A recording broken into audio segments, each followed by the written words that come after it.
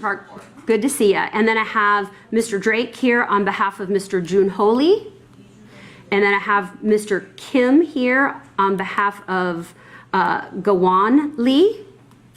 And then I have Mr. Whitman here on behalf of Juoonhyum Lee. And then I have Mr. Burgess here on behalf of Mihee Lee.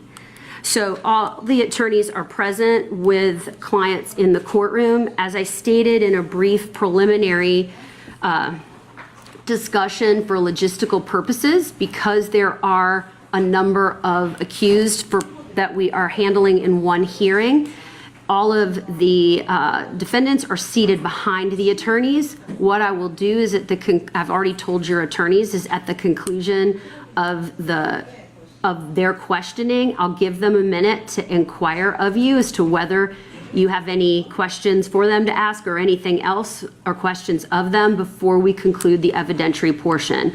I also note for purposes of the record that you have flex pens and notepads. If at any point you want to write a note and slip it to your attorney, you've got Deputy Stevens standing right there. Just kind of wave at him and he has no problem helping facilitate that. Do you, Stevens? Not a bit. There we go.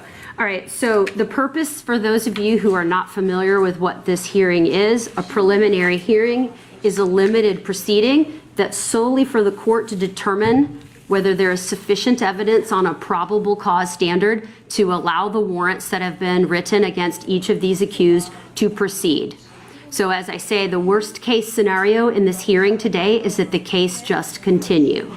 Because of the nature of the charges that these individuals are facing, in the event the court finds that the state has met its burden of probable cause, which is not the same standard the court would be required to apply if the case were to go to trial, then what would happen is any bond motions would not be available to be argued here today, because those are exclusively within the purview and jurisdiction of the Superior Court.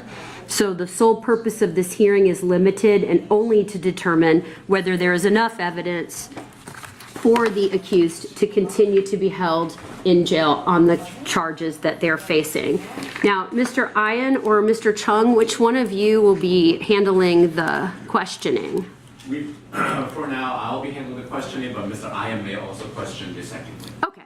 All right, and that's fine. And then for counsel for defendants, any choices on who wants to go first, or just want to? How about I'll tell you, you can make that as a game time decision after hearing the testimony on direct.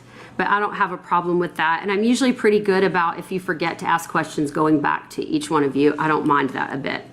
So for purposes of the record, I've created a chart. Mr. Chung, if you would like me to read into the record the warrants we're having to discuss today. Okay. Do you have a chart? Maybe your chart's better than mine. Okay. All right. I have the following warrants are the warrants that we're here to discuss. In the state of Georgia versus Mihee Lee, represented by Mr. Burgess, we have warrant 23W17141 for false statements or writings, warrant number 23W17139, concealing the death of another, warrant number 23W17140, tampering with evidence, warrant number 23W17138, felony murder, and warrant number 23W17137, false imprisonment. All of those are felonies under Georgia law. And I didn't see any added charges related to Ms. Lee. Is that correct, Mr. Chung? That's correct. Okay, just double checking. And in the state of Georgia versus Juoonhym Lee, represented by Mr. Jason Park, we have warrant 23W15993, tampering with evidence, warrant number 23W15994, concealing the death of another, warrant number 23W15992, felony murder, warrant number 23W15991, false imprisonment, and the following warrants are all gang charges under Georgia law. 23W16060, 16063, 16056, 16059, 16057, 16055, 16058, 16062, and 16061. Again, all of those charges are also felonies under Georgia law. In the matter of the State of Georgia versus Juoonhym Lee, represented by Mr. Drake, we have warrant number 23W15987 for concealing the death of another. Warrant number 23W15984, false imprisonment. Warrant number 23W15985, felony murder. Warrant number 23W15986, tampering with evidence. Warrant number 23W16048, and the following warrants are all gang charges under Georgia law. 16042, 16047, 16044, 16049, 16050, 16046, 16043, and 16045. And in the State of Georgia versus Gawom Lee, represented by Mr. Kim, we have warrant number 23W16001, tampering with evidence. Warrant number 23W15999 for false imprisonment. Warrant number 23W16000 for felony murder. Warrant number 23W16002, concealing the death of another. Warrant number 23W16073, it's a gang charge, as well as the following warrants: 23W16075, 16074, 16072, 16070, and 16071. In the matter of the State of Georgia versus Juoonhym Lee, represented by Mr. Whitman, we have warrant number 23W15998 for concealing the death of another, 23W15996, felony murder, 23W15995, false imprisonment, 23W15997, tampering with evidence.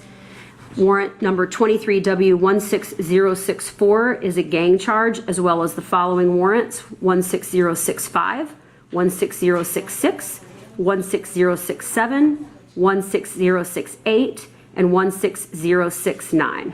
Those are all of the warrants listed are felonies under Georgia law. Did I get them all, Mr. Chung?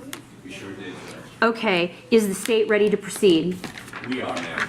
All right, is the, let me see, Mr. Burgess, are you ready to proceed? Yes, Your Honor. Mr. Park, ready? Ready, Judge. Mr. Drake? Ready. Mr. Kim? Yes, sir. And Mr. Whitman? Yes, ma'am. All right, the state can call its first witness. Your Honor, the state calls Angela Carter to the witness stand. It doesn't say that anymore than one witness I would include. Oh, do you have another witness? We do, Your Honor. All right, the defense has invoked the rule of sequestration, so if the other witness would step outside and not discuss testimony with anyone else.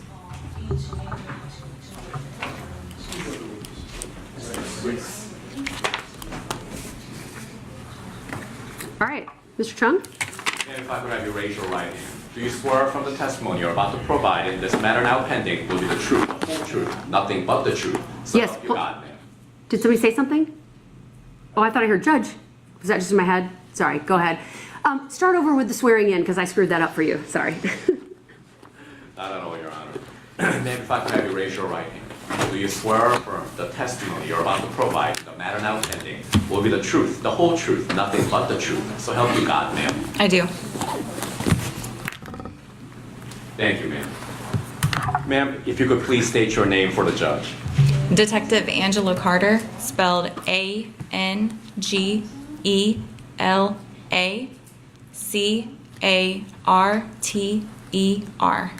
And ma'am, how are you employed? The Gwinnett County Police Homicide Unit. And ma'am, within the homicide unit, what is your role in that agency? To investigate homicides as well as aggravated assaults, adult missing persons, and other violent crimes. Yes, ma'am. How long have you been with the police department? 7 years, And how much of that has been in the homicide unit? since 2021. And prior to becoming a homicide detective, could you please briefly highlight your career experience for her honor? Yes, I was in the robbery unit in CID. Prior to that, I was in the special victims unit. Prior to that, I worked on the road on the community response team in the West Precinct, which is located in Norcross. And then prior to that, I was a road officer that just responded to general calls. Ma'am, first and foremost, are you familiar with the appearances of Mihee Lee, Joonho David Lee, Juonhyum Isaac Lee, the juvenile allegedly associated in this case, Gawom Lee? Are you familiar with the appearances of these individuals? I am. Are they in the courtroom today? They are. Could you please identify each one of them for her own? Yes. The juvenile is to my left, sitting separately in a gray sweatsuit, I believe. Okay. The David is to the right of me, furthest to the left in the additional group, all the way to the right of the courtroom. I apologize. Miss Mihee Lee is directly in front of me in a green jumpsuit. Isaac is in the middle of the additional group, and Gawom Lee is all the way to the right of me. Thank you. Throughout your time as a Gwinnett County police law enforcement official, have you been trained within the boundaries of Gwinnett County and the jurisdiction of your agency? I have. All of the warrants that Her Honor cited earlier, ma'am, did you take out some or many of those warrants? I took out some of them, yes. Are all of your warrants associated with the non-gang allegations made by the police department against these individuals? Yes. And did all of those actions occur within the boundaries of Gwinnett County as well as your agency's jurisdiction? Yes.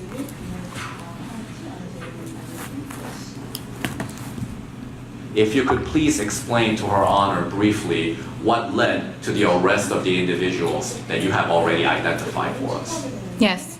On September 12th, 2023, at approximately 22:50 p.m. or 10:50 p.m., officers were dispatched to 3555 Gwinnett Place Drive in a parking lot in reference to a body being located in a trunk. They made contact with Rosado Emmanuel, I believe is his last name. I have to.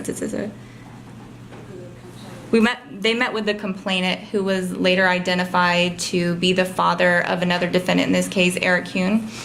He stated that earlier that day, his son Eric contacted him and said that he needed to meet him there because he had been injured and needed to go to the hospital.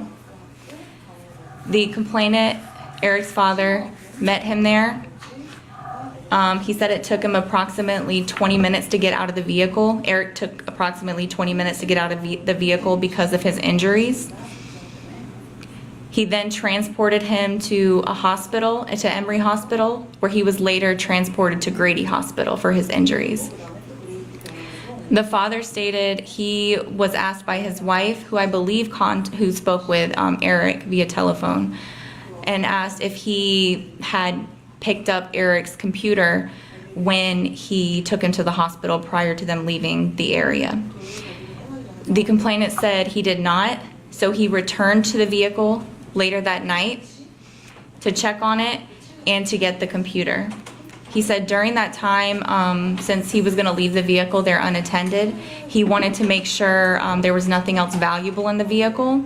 And that's when he looked into the trunk and located what he believed to be a body wrapped in a blanket. He said that Eric and him had not really been close lately, but he was living with his friends somewhere in Gwinnett County, and that he had recently bought a house. While detectives were processing the initial scene at Jeju, That's the address? Yes, that's the address. I apologize.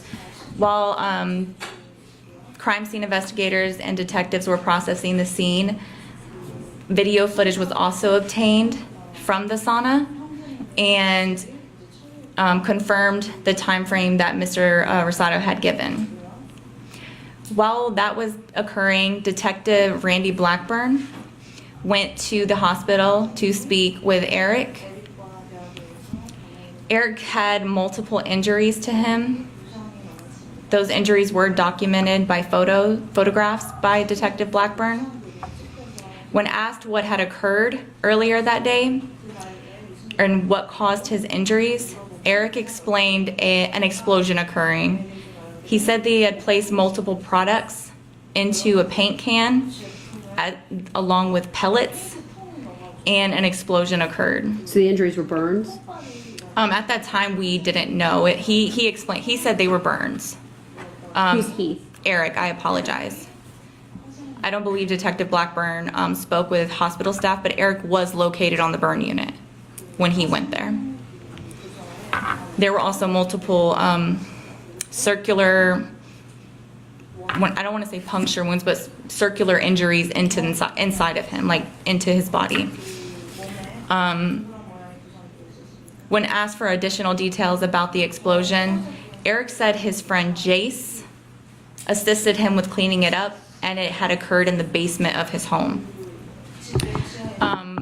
When questioned about the deceased body in the trunk, Eric provided multiple inconsistent statements, one being that the individual was still alive when she got into the trunk, and she got in there by herself due to his car having a lot of items in it, since there was no room. He then said that she was really sick and he was going to make her better. The vehicle and Eric's license was registered to 2415 Stablegate, which is also located within Gwinnett County.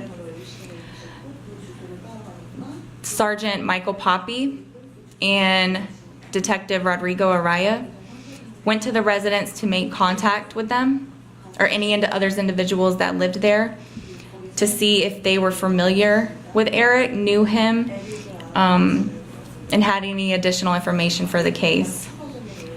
When they made contact with the residents, they spoke to, I believe they spoke to everyone in the home at the time.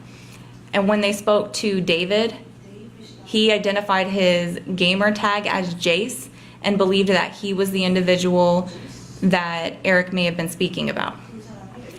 David was transported to Gwinnett County Police Headquarters, placed in an interview room where Detective Poppy and I interviewed him. He was read his Miranda warnings, and he stated that Eric, I apologize, I'm going to step back, I skipped a part.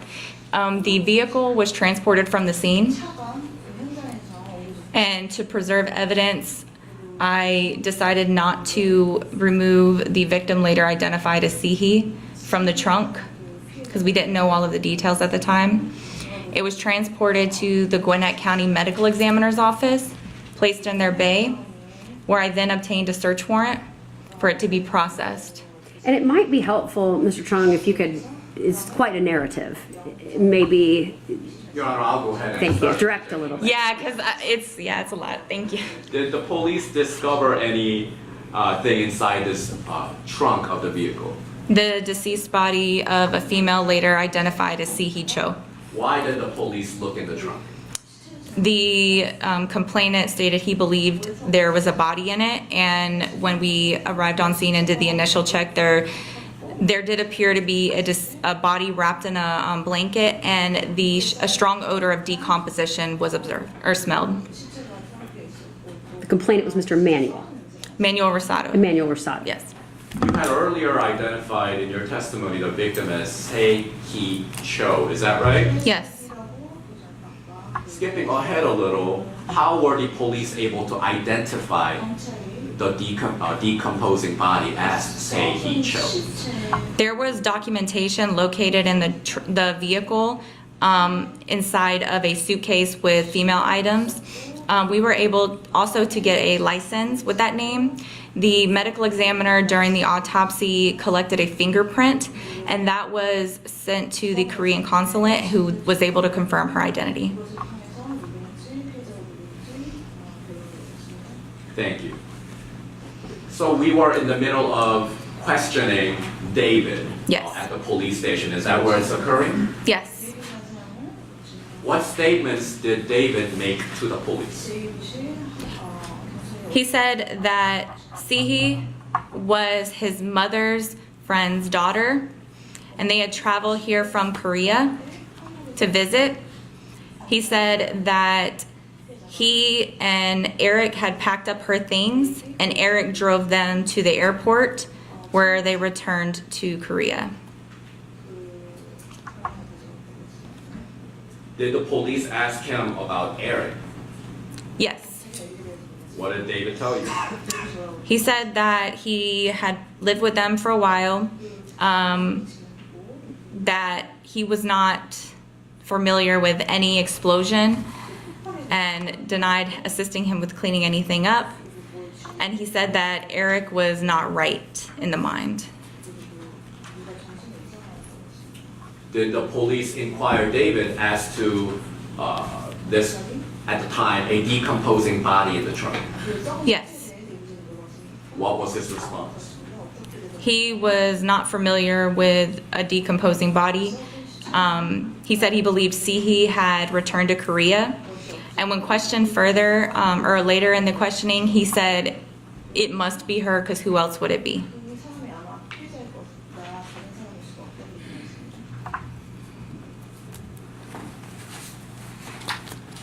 What about Sehi's mother?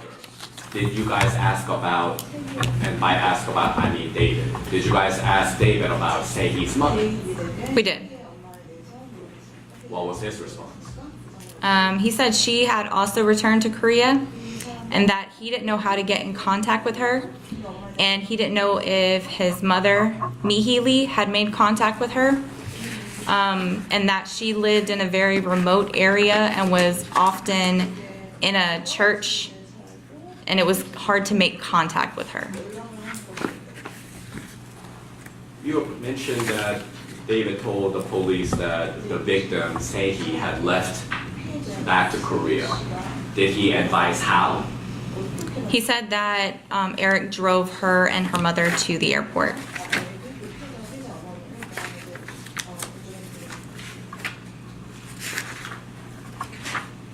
You had earlier mentioned interviewing of an Eric Hyun. Yes, Where is this happening? at Grady Hospital. In comparison to the interviewing of David Lee, when is the interview of Eric happening? And let me ask clarification. You keep saying David and Eric. The only names I have are the names on the warrants. Joonho, David Lee. When you're interviewing Joonho, when is, in comparison to the interview of Joonho, when is interviewing of Eric happening? Simultaneously.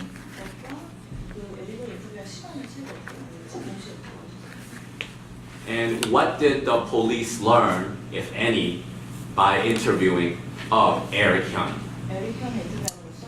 That he was injured.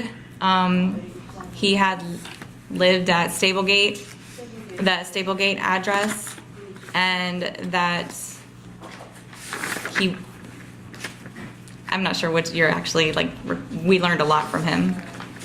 So what are some of the things that the police learned that is relevant to the investigation? That there was a female in his trunk. He believed that she was alive when she got into the trunk, and that she was very sick, and he was going to make her better. Did you, during this interview, at any time send Detective Blackburn a photo of Joonho David Lee? Yes. Do you know if Blackburn showed a photo of Joonho David Lee to Eric Hyun? Yes. What was Eric Hyun's response? He said that that was not his Jace that he was referring to. Did the police subsequently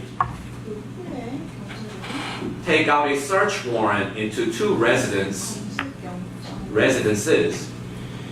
relevant to this case? We did. What are these two addresses? The street names. I have to get the other one. I don't recall the one that Eric lived at, Could it be Frisco Way? or one Eric owned, Frisco Way, correct. So one was located on Frisco Way within Gwinnett County. This was a home Eric had recently purchased. And then the other one was on Stablegate, which is also located within Gwinnett County. You had already advised Her Honor of what the police had seen there, but just to be sure, because we were in a long narrative format earlier, did the police locate anything, evidence of value at the home of this Frisco Way home? When talking to Eric, he explained that the incident, as what he described as an explosion, occurred in the basement of his home. That home had no evidence of an explosion occurring, and it also didn't have a basement. It was pretty empty. There were some clothing items, a mattress, but nothing of evidentiary value. It just didn't look like the scene had occurred there. Did the police then turn their attention to the Stablegate address you earlier spoke of? We did.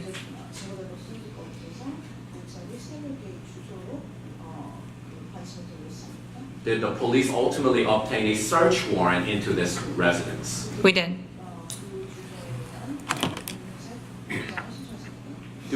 And I want to limit this question to what happened during the execution of the search warrant, okay? What were the findings by the Gwinnett County Police during the execution of the search warrant of this residence? When we arrived, there was, the juvenile was taking a trash can to the street, and we also observed the trash truck coming around collecting items. The individuals here today were inside the home. They were detained. During the search warrant, in the basement, we located multiple blood droplets throughout the basement. We also heard it was a loud song that I later learned was a popular Korean worship song. It was playing on repeat. There was a strong odor of bleach and Febreze throughout the basement, and the floor was wet, like it had recently been covered with bleach. And a chair in the back storage closet with multiple punctures that was also wet. That smell later, the bleach and Febreze smell in the back room mainly, later faded, and we were able to then start smelling, or I was able to smell decomposition. And by decomposition, do you mean decomposition of a dead human body? Yes. Based on your training and experience as a homicide detective, have you smelled decomposing bodies before? Yes. And did the odor that you smelled in that basement during the execution of the search warrant compare likewise with other decomposing bodies that you have smelled in your career? Yes.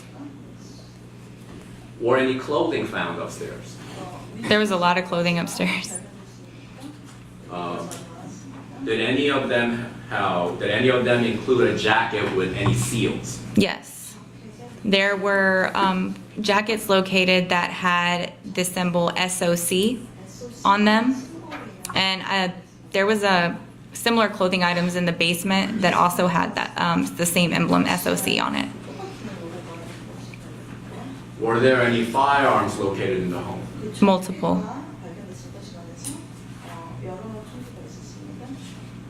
And you said the individuals that are here, so by individuals that are here, do you mean the minor, Joonho David Lee, Mihee Lee, Gawom Lee, Juonhyum Isaac Lee, as well as co-defendants who are not here, Hyunji Esther Lee? Yes. And these individuals, do you mean those individuals, ma'am? Yes.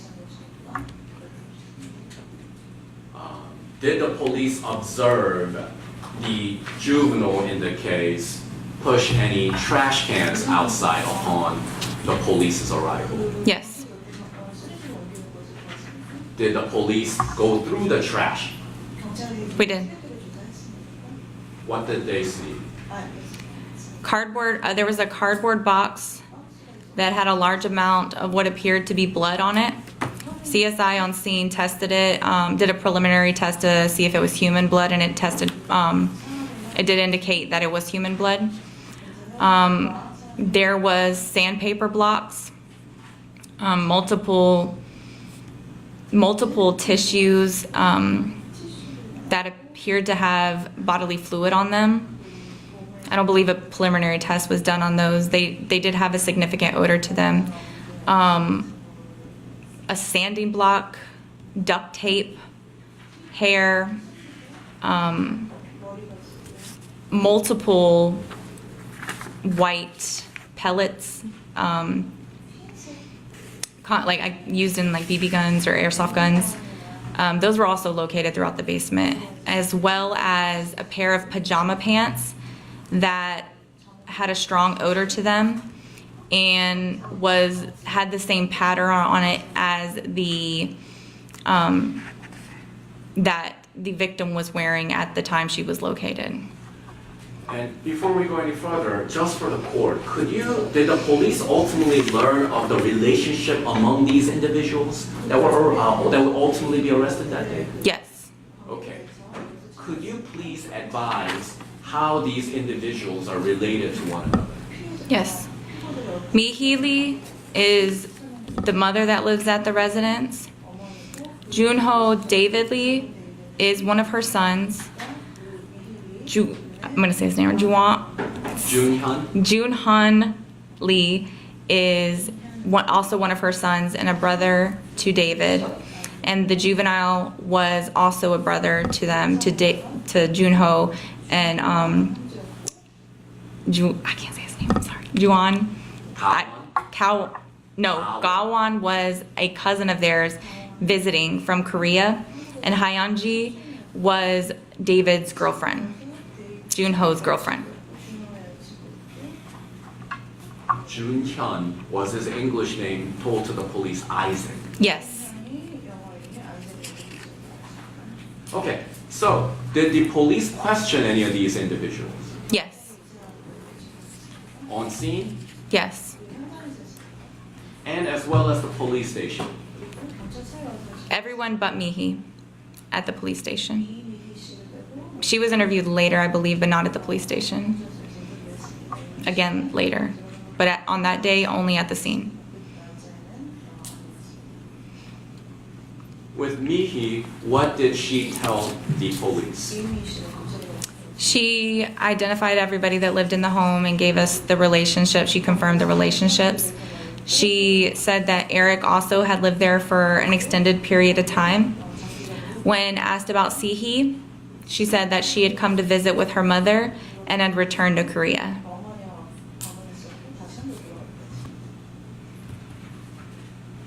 The individuals that were taken to the police station, did the police interview each and every one of them? Yes. In each one of their interviews, were they Mirandas? Yes.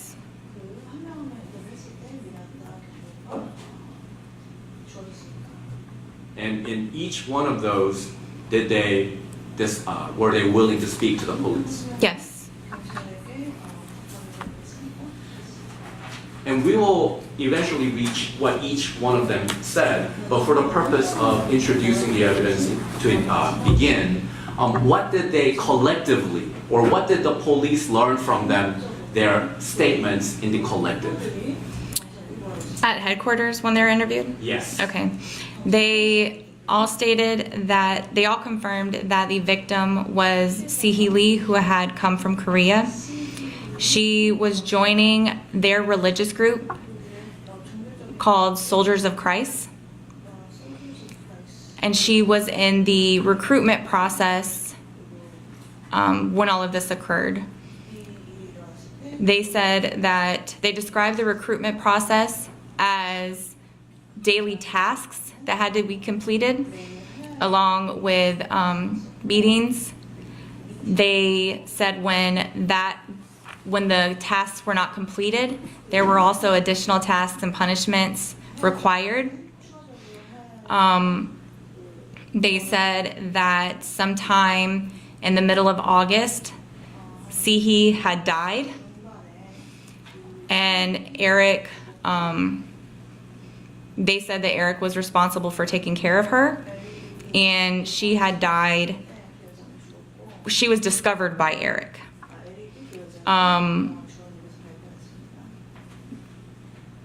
The juvenile stated that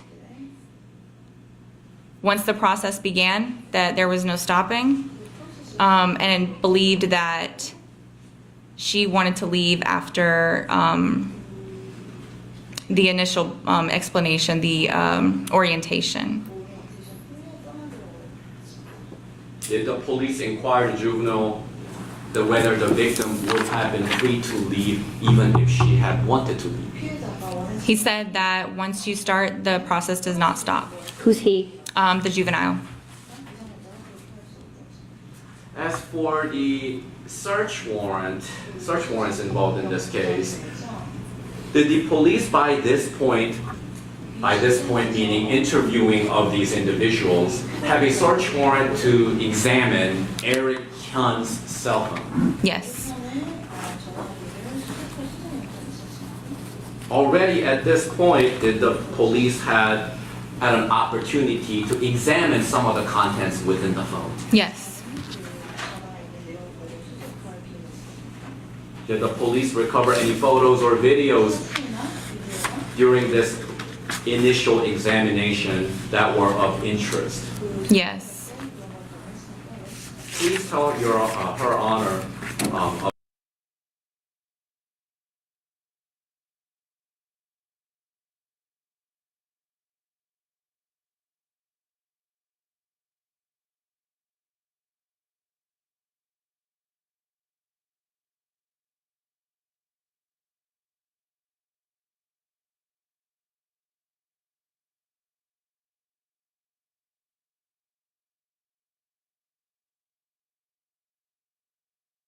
There was a video of her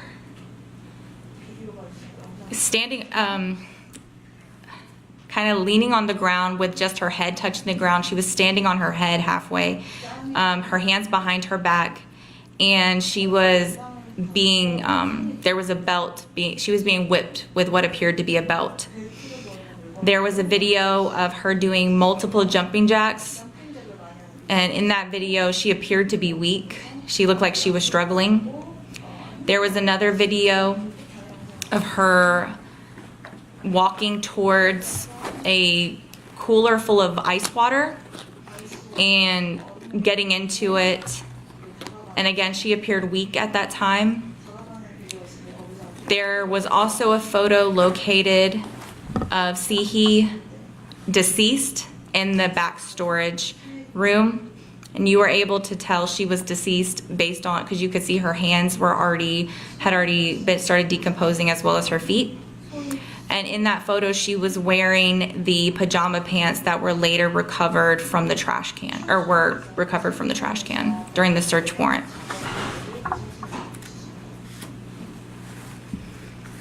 at the time of executing the search warrant at the residence, you had mentioned bleach products and smell of Febreze earlier, is that right? Yes.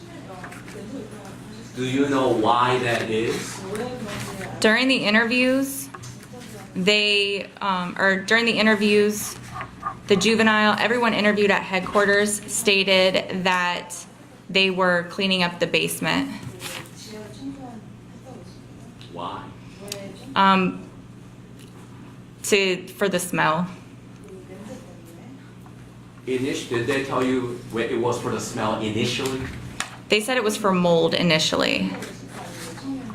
Mihee as well said it was for mold. Are you telling this judge then it changed to the odor? Yes.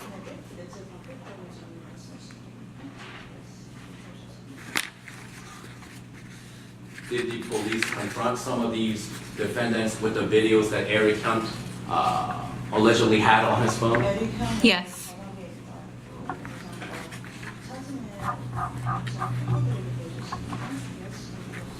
Did any of the suspects admit to participating or directly conducting any of what the police had seen on the video? Yes.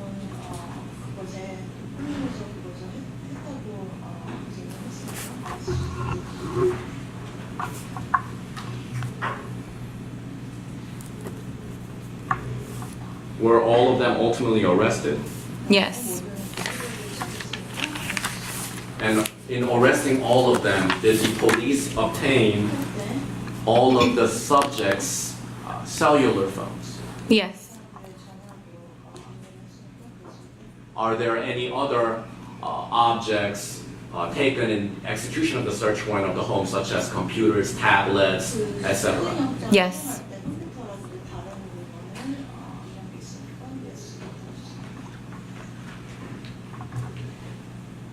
Thereafter, did the police have an opportunity to take the law enforcement have a deeper opportunity to take a look at each one of these phones? Yes.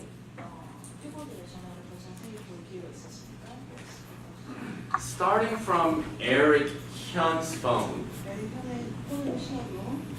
and I'm not asking you to recount every text message that you know of, if you know any. What were the police generally able to learn by examining Eric's phone? That he was, he Googled a bunch of different things, such as, his Google search appeared that he was trying to find ways to care for Mihee due to certain smells in her urine. He also was communicating with Mihee and receiving instructions from Mihee about Sihee. He then, When you say, I'm sorry to cut in, when you say instructions, what do you mean? not allowing or not making sure she doesn't know that certain people are coming to the residence, like contractors, people that lived outside of the home. They also discussed an incident where Sihee attempted to escape, or they described it as an incident. They also She tried to what? escape. Then, yes, there, like I said, there's an array of that.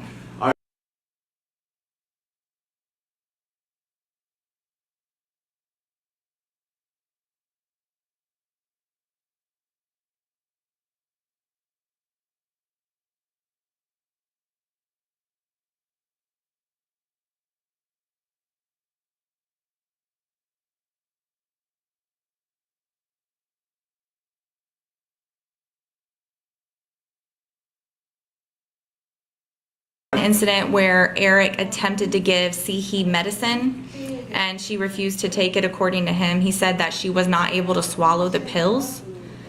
And then they discussed her being awake and asleep, and and then after I believe she had passed, they talk about Mihee says you did everything you could, and they discussed that.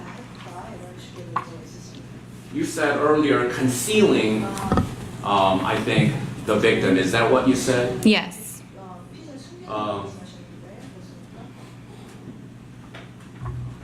What are you basing that testimony on?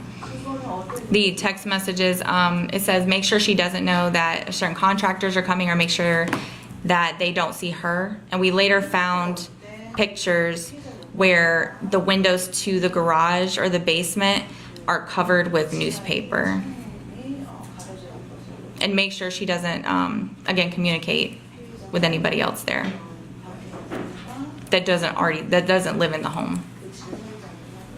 And these are messages between Mihee and Eric. Yes. Who is giving instructions to whom? Mihee is giving instructions to Eric.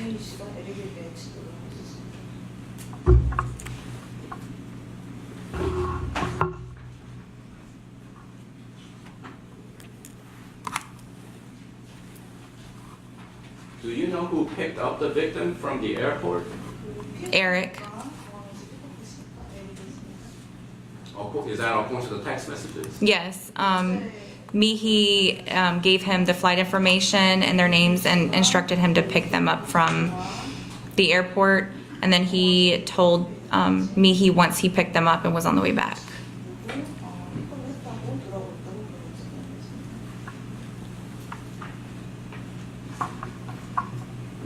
You mentioned a text message exchange between Eric and Mihee about an incident where she tried to escape. Yes.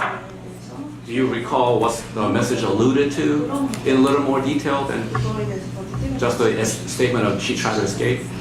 From Eric's messages, I only recall them saying incident with the escape. I know that there was more details in the other phone downloads that we reviewed.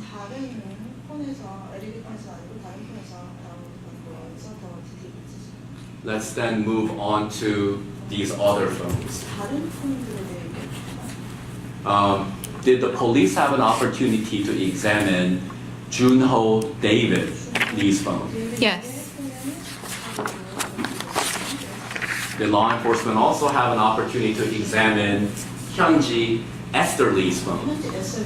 Yes. Based on the examination of these two phones, did it appear to the police that these two individuals were messaging one another? Yes. By usage of what application, if any?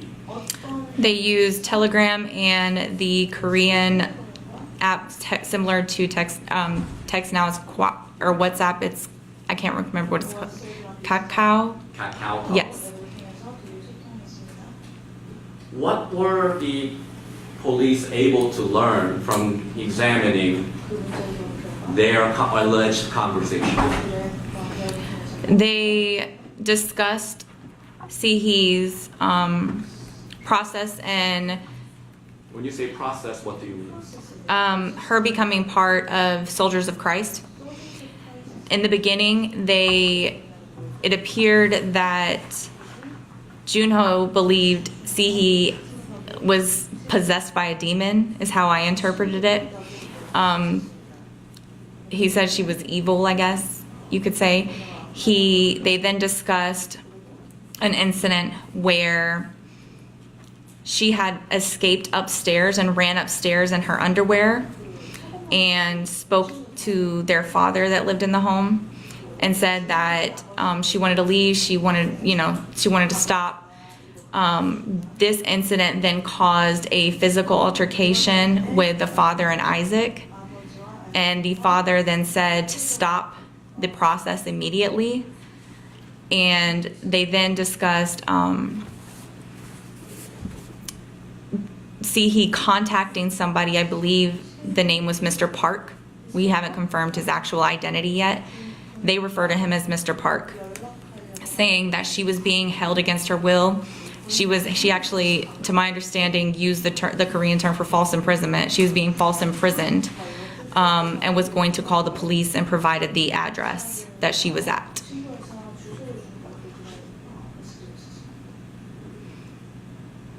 Did the police, by examining the text message exchanges between Hyunji Esther Lee as well as Joonho David Lee, learn of any other attempts, allegedly, to recruit others into Soldiers of Christ? Yes, there was a female student whose identity we don't know at this time, who was a current student at Georgia State and aspired to transfer to Georgia Tech. And they discussed, Joonho actually met with her one time and had discussed a meeting with her again to recruit her into the group, or to recruit her into Soldiers of Christ.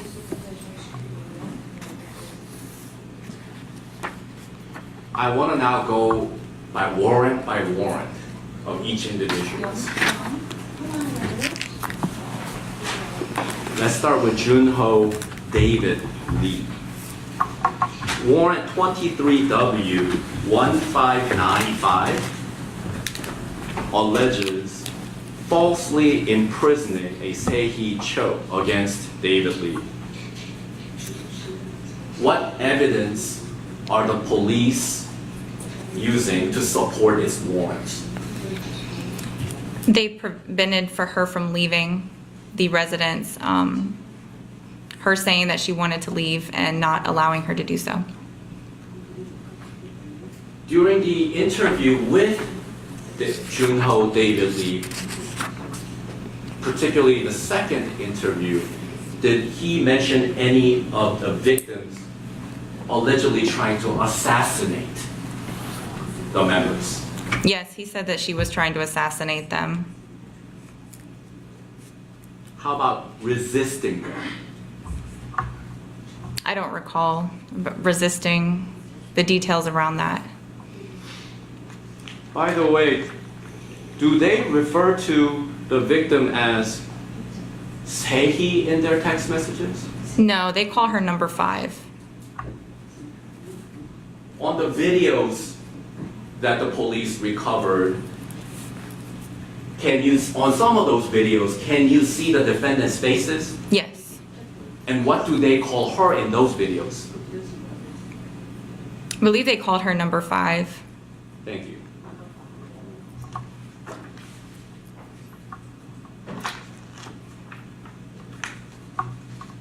Warrant 23W15985 also alleges felony murder against David Lee. Why?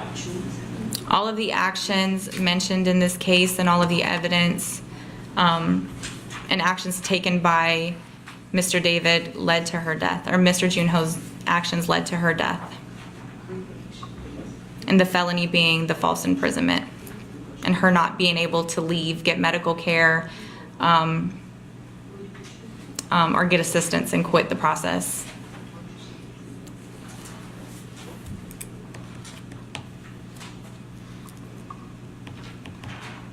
Based on the evidence produced by the phones as well as the statements, roughly when did the victim pass? To middle to end of August. And would that have been within the period of this alleged admission process? Yes. And would that be within the period of this alleged false imprisonment? Yes. As far as this alleged training is concerned, did the police recover any videos of the victim being dunked or being inside a large tub of ice water? Yes. Could you please describe the ice water video to the judge? It was a lot larger than the cooler. It was big enough for a human body to fit into. Again, filled with ice water.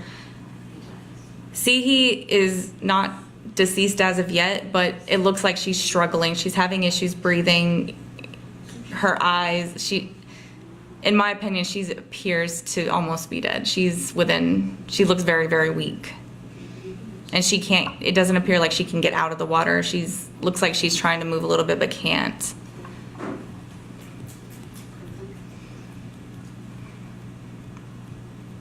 (23W15986) alleges tampering with evidence. Why are the police alleging tampering with evidence?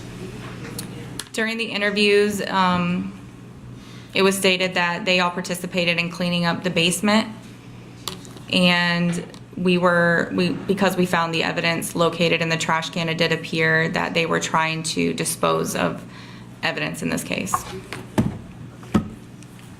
23W15987 alleges concealing death of another. Yes. What is the evidence behind this warrant? Based on the interviews and other evidence in this case, such as the cell phone evidence, they were aware that Sehee had died and did not report it to anyone. I want to move on to Mihee Lee. Warrant 23W17137 alleges false imprisonment. Based on what? She, based on the text messages, she was aware that Mihee was in the basement. And she instructed Eric to make sure she had no contact with people outside the home, and to make sure she didn't see them and keep her in there. 23W17138 also alleges felony murder. Why? The actions taken during Mihee's initiation process into the Soldiers of Christ led to her death. During that time, Mihee gave Eric instructions on what to do in that process. One of that included letting her know that, letting Mihee know that she was going to start a fast and to limit her water, as well as multiple other things. And of course, I think you had earlier testified that Eric and Mihee are constantly speaking about the victim's health. Yes.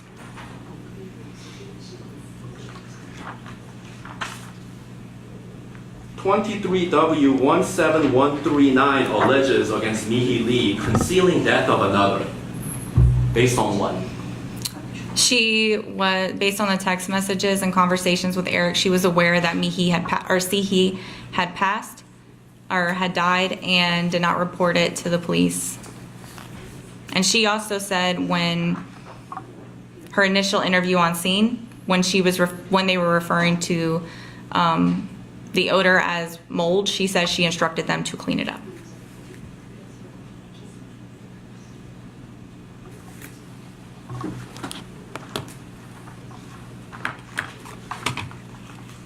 (23W17140) alleges tampering with evidence against Mihee Lee. Based on what?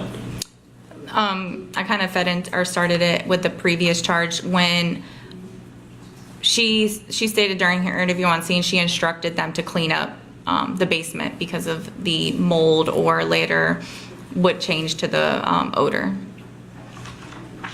And would odor have been evidence of an alleged dead or decomposing human body? Yes. 23W17141 alleges false statements against Mihee Lee. Based on what?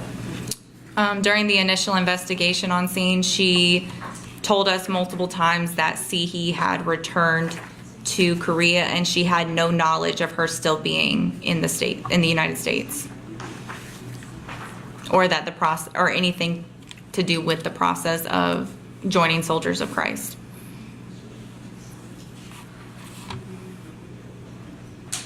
Juoonhyum Isaac Lee.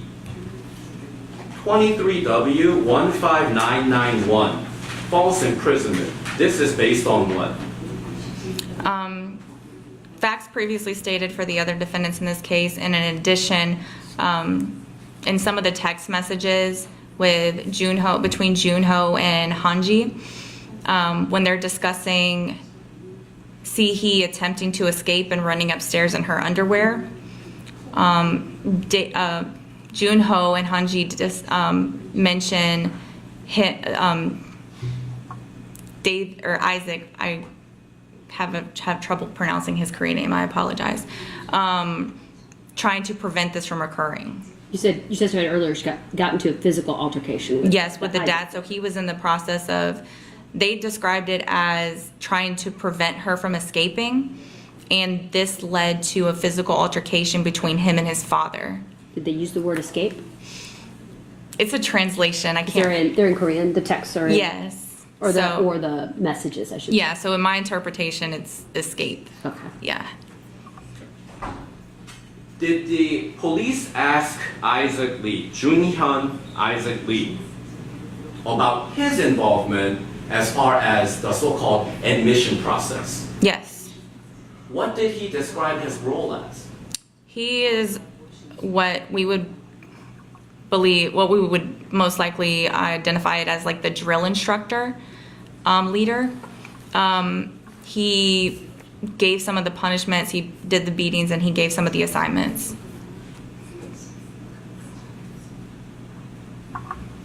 did he admit to partaking in the alleged physical punishments against the victim? Yes. Did he also admit other members of SOC allegedly punishing the victim physically? Yes. By the way, based on the evidence recovered by the police, whether it's statements from the defendants themselves or text or messages, alleged messages on their phones, who created SOC? Joonho, David. Who designed the training regimen and the whole admissions process? Juonhym David Lee.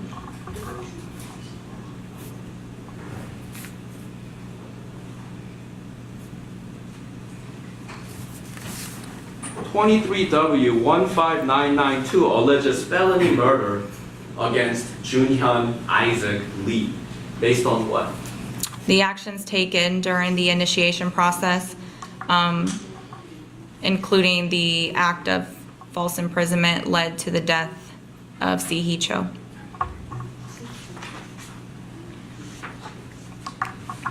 Tampering 23W15993 alleges tampering with evidence against Isaac.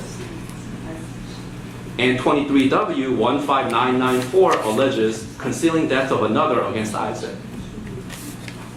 Based on what? His knowledge that she had passed or she had died, and cleaning up the incident location.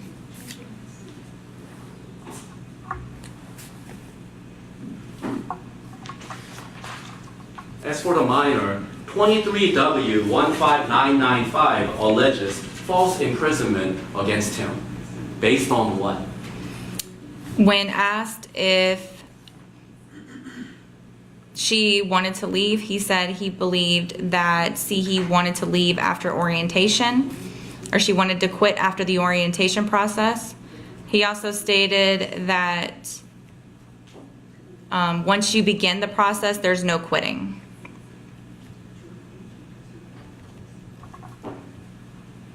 (23W15996) alleges felony murder against the juvenile. Based on what?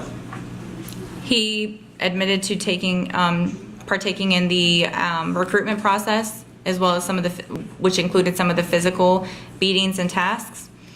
And all of these actions, while committing the felony of false imprisonment, led to the death of Sihee Cho. 23W15997 and 15998 alleges tampering with evidence and concealing death of another against the juvenile. Why? He stated during his interview he had knowledge that she had passed, and he was aware that she was dead in the basement, and then cleaning up the scene. Moving to Gawom He was Lee. the one that took the garbage out too. Yes, Your Honor. Moving to Gawom Lee. 23W15999 and 16000 alleges false imprisonment and felony murder. Based on what? He admitted to participating in the recruitment process into Soldiers of Christ. He admitted to partaking in some of the beatings. He was also captured in some of the videos actually doing some of the beatings, witnessing her deteriorating health, not getting her help, and that all of that leading to her death. Did he admit to pushing the victim's head down during this tub punishment? Yes. According to Gawom, how long must a participant stay in the ice water tub at a time? I don't recall the amount of time he said. I apologize. 23W16001, tampering with evidence, and 16002, concealing death of another. Based on what? He stated that he was aware she had died, and then he assisted with the cleanup process. Did the police ever interview the victim's mother? Yes. What did she tell you? Or what did she tell the police?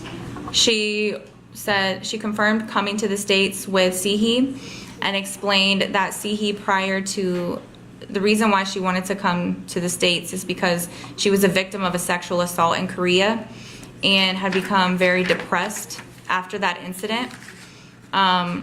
And that she was coming to the States to start new, and was going to become come join a religious group and go to school, and basically start new to try to get out of her depression. Did you testify earlier? How old was she? She's 30. She was 33, I believe. Yes, born in 90. According to her mother, did Sehee have any money on her when she was in the United States? No. According to her mother, did Sehee have a phone on her while she was in the United States? Yes. Did the police ask Sehee's mother if Sehee's mother called these individuals? Yes. What did she say about it? She did have communication with them at first, but eventually they stopped answering the phone and she was no longer able to get in contact with anyone. Do you know if, did the police ask if Sehee's mother left any resources such as money to this family? I know she reimbursed them for some cost. I believe the amount was $5,000 US dollars. $4,000 or $5,000 US dollars. As part of their investigation, did law enforcement obtain medical records showing the victim's state of health prior to all of this? Yes. Do you recall when it was dated? It was I believe I don't recall the exact date. It was recent before she left Korea though, within a year I believe. Recent, like May 31st of 2023? Yes, it was very close, yes. And what kind of, according to that report, what kind of health was the victim in? She had no major medical issues.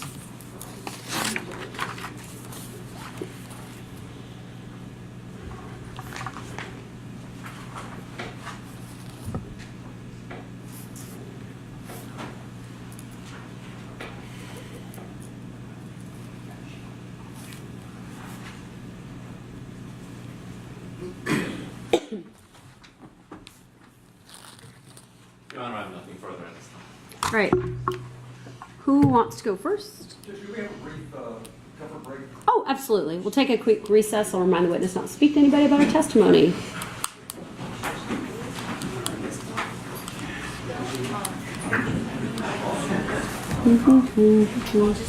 Yes, I'll give it to you. I'm sorry. I had to... And during the break, decide who wants to go first. I was telling them. I was just looking at you. You had your glasses on. I had mine too. I don't know why I went blank with his name when I was... It is...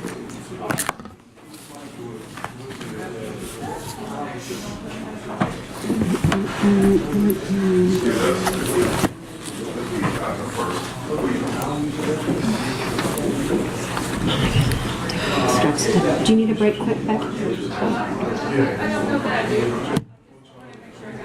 I'm not sure my bag.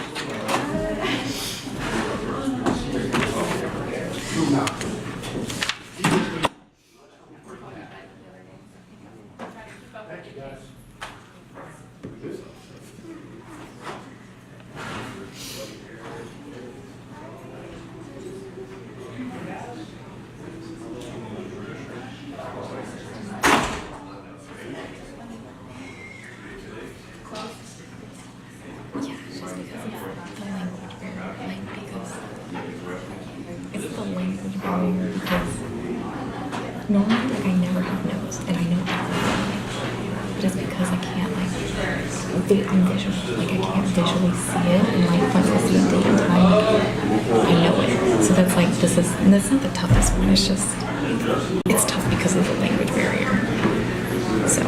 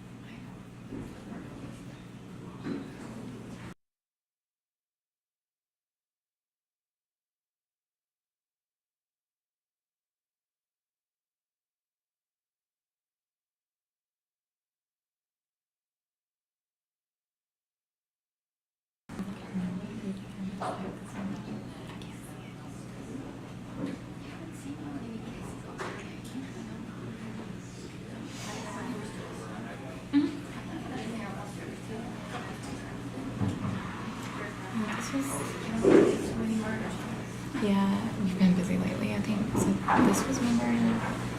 My one before this. They all run together. I had the one that was like the home invasion.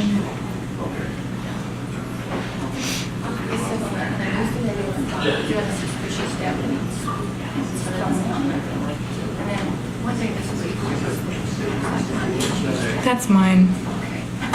So that's why I'm like,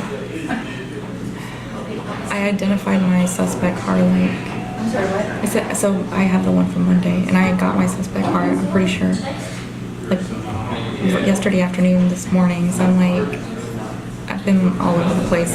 We've been busy. This one and the one across the street.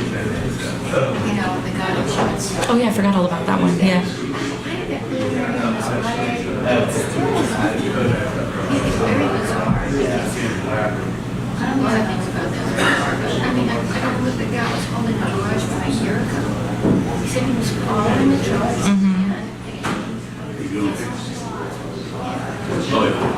If they had known, maybe a year.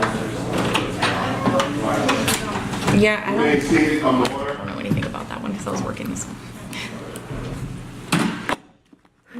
We were literally on the scene with this one. Starting to And this mess one up came here. out. Thank you for asking me this question. One thing I just ramble. I was getting around his before it started. She had given me the American names that they went by. And when you said David, I don't think that David on it, you know. And so she had told me, you know, it's kind of handy, but I thought, well, that might be obstructive for me to hand it to you. Did you make it? Let me see. Did you make the little list? You see, it matches up with mine. Yeah. We haven't come across this one yet. I think that Mr. Whitman's car was in the Solomon, that hasn't come on Yeah. yet. And then June. Yeah, I've got it all. That's why I wrote it down. Got it. Yeah, the other one's just not here.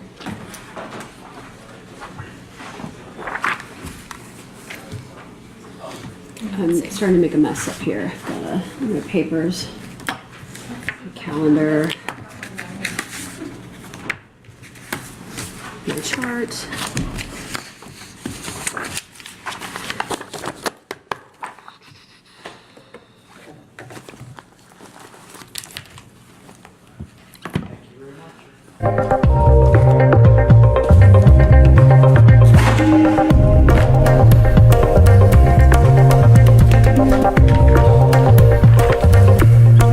Very quiet today, Mr. Burton.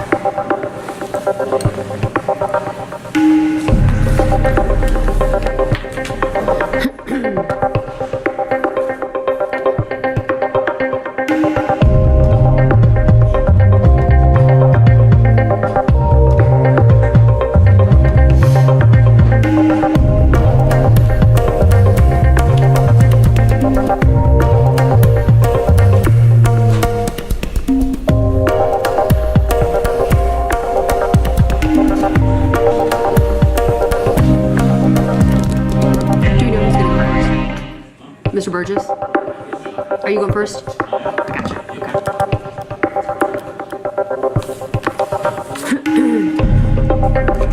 Okay. Do we have everybody? We're just waiting on 1, 2, 3, 4, 5. Yeah. Our interpreters.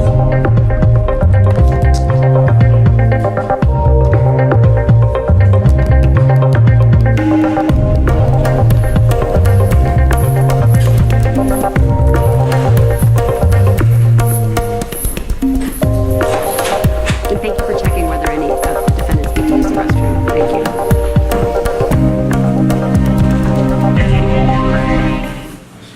I know we're here, but we've got our interpreters, Ms. Smoot and Ms. York.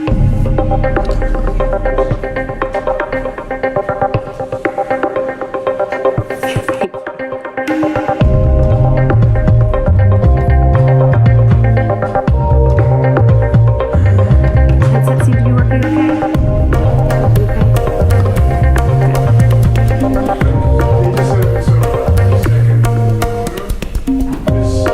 Uh-huh. Oh, okay. Oh, thank you, thank you. Absolutely, that's fair. Yeah. I can hear them a little, but that is certainly fine.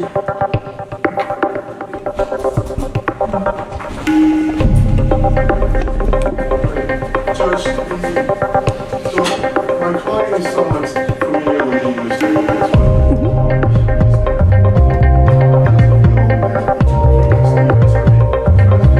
Okay.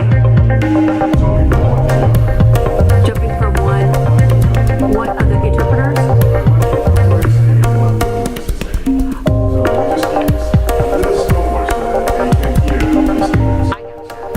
Okay, so I'll try to be, that is absolutely fair. Thank you for letting me know. We'll try to slow down a little to make sure, but absolutely let us know. And Madam Interpreters, if at any point you need us to slow down, remember I told you at the beginning, it's absolutely essential that you be able to translate at the pace at which you can translate, understanding that the semantics don't always match up. So if you need us to slow down, just kind of go like this. Raise your hand. I know Becky hates it when I make gestures. Just raise your hand a little bit and we'll slow down. Thank you. All right, we have everybody back. You can, let's see, Mr. Chung is done. I think Mr. Burgess was going to go first. And you know how I mean, I don't mind counsel because we have so many people in here, just like in our normal preliminaries. If you prefer to be at counsel table and ask your questions there, or if you prefer to be at the podium, I mean, your counsel's choice, I'll call it. We can go now. Good afternoon, sir.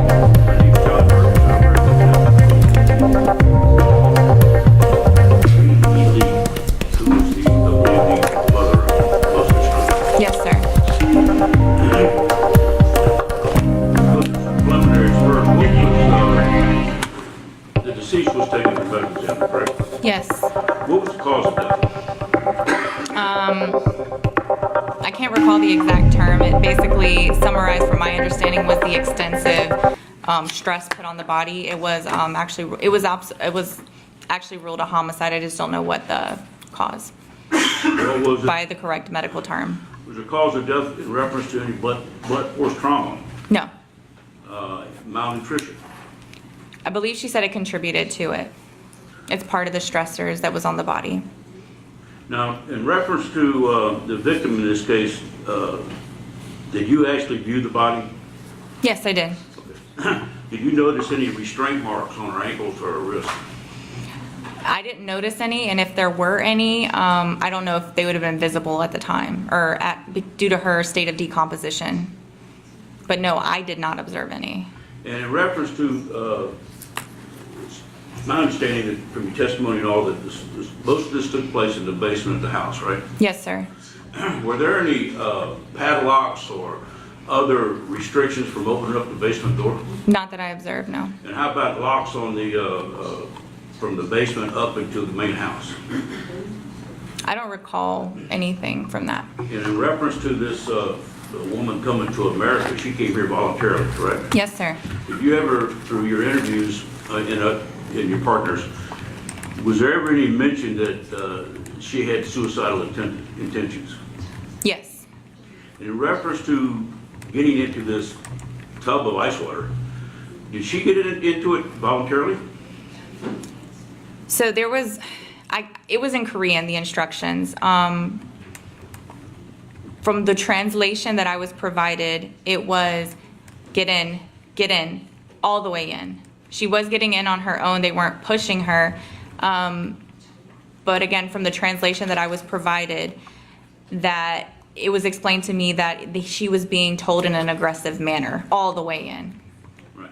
But there's nobody shoving her in. No. In reference to the interview of Miss Lee at the house when the search warrant was initiated, Yes, sir. was she advised of her Miranda warnings? She was not. And was she interviewed by a court-certified translator? Not court certified. It was a Korean officer. In reference to, were you able to determine whether there was adequate food in the house? There was food in the house, yes. Do you have any, through your investigation, do you have information that she was prohibited from eating? I only have the text messages between Eric and Mihee, where Mihee is instructing Eric to tell her that there is going to be, she was going to start another fast and to begin limiting water.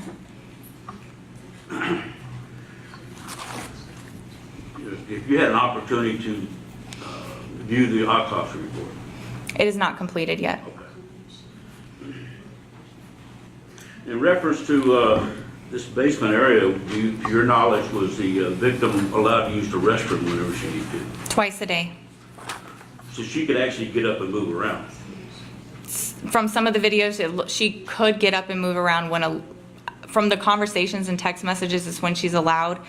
Do you mean by willingness or physically, like able to move? I'm sorry, I want to make sure I answer it Allowed correctly. to is how I understood his question. Well, she was not bound by rope or handcuffs to the bed, was she?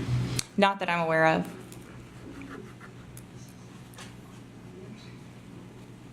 Now, in reference to my client, Ms. Lee, did she ever take part in any of the, or physically take part in the, I call it hazing, but initiation? Physically, I don't have any evidence of that.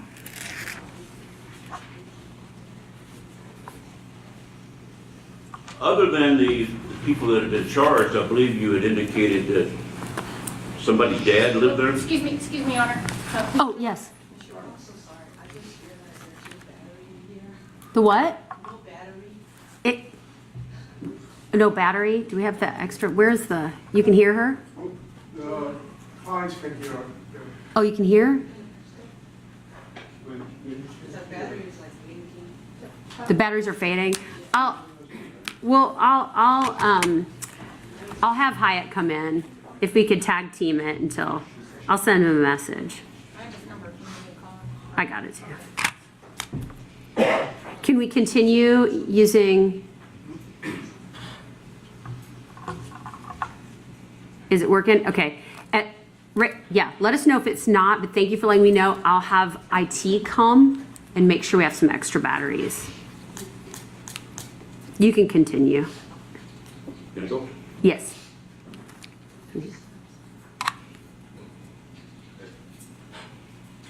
Wait, hold on.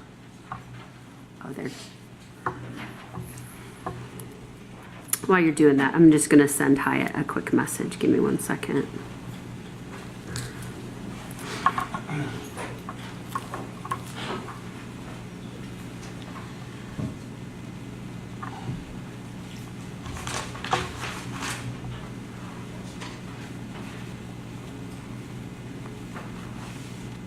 Okay. You can continue. Does anyone else were living in the house during this time period? to Yes. your knowledge? Yes. And I believe somebody was described as dad. Yes. Has he been arrested? He has not. Anybody else? No. I believe you had testified that around 2250 hours, was when, on September the 12th, 2023 is when the first dispatch went out to the house. Approximately that time. And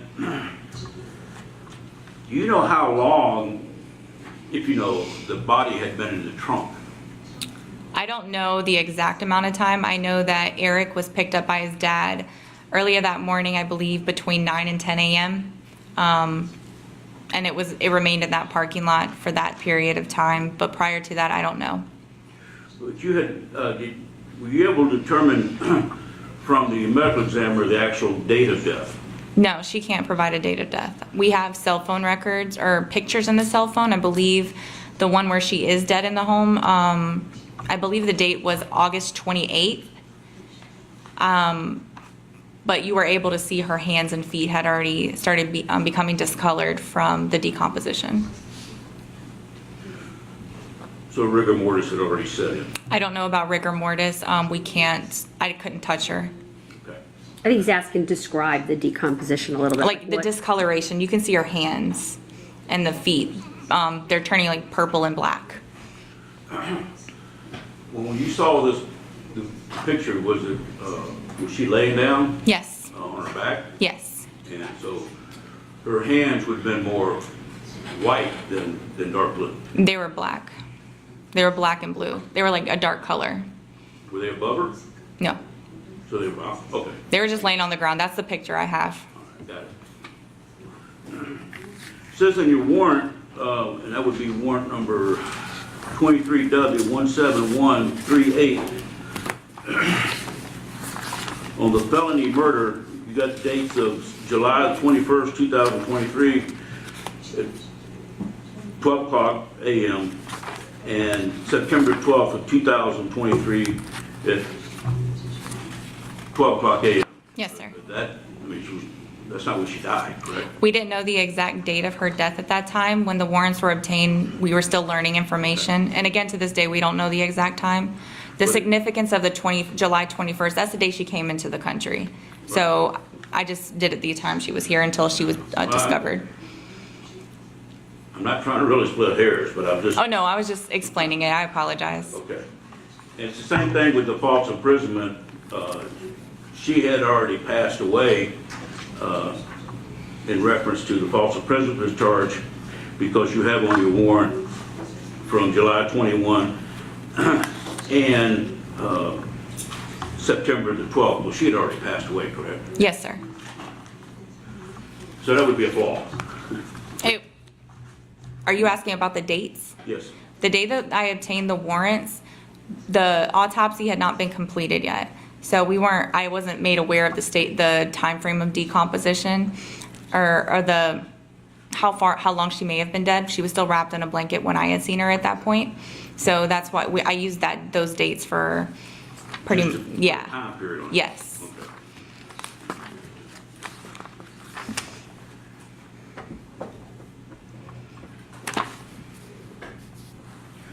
Well, in reference to, I understand you may not be able to recall, but in reference to the cause of her death, if you're sitting here today, you don't recall what that was. I don't know the correct medical term. I have a general understanding of because we've had multiple conversations with Dr. Terry, who's the medical examiner for Gwinnett County. Was it Dr. Terry? Yes. And you said you had obtained a search warrant for the automobile, correct? Yes, sir. And that search warrant was executed at the scene, or was it executed back at the police department? There was an initial search warrant obtained for the scene, and then after learning some of the facts, I did not serve that search warrant. I just had the vehicle transported to the medical examiner's office where another search warrant was obtained and executed. Because the body was left in the trunk. You testified Yeah, earlier that yes. the body had been left in the trunk, just so you didn't know. Yes, no, I didn't move. I made the decision not to remove her from the trunk at the scene. And you had indicated through the interview of, I'm gonna miss it, David Lee, I don't know if I pronounced the first name, but he had indicated that the victim was just simply not right in her mind, correct? He used that term for Eric when he was describing Eric, In the text messages, from my interpretation of the translation, it sounded like he believed she was like kind of possessed by a demon. Eric or the victim? The victim.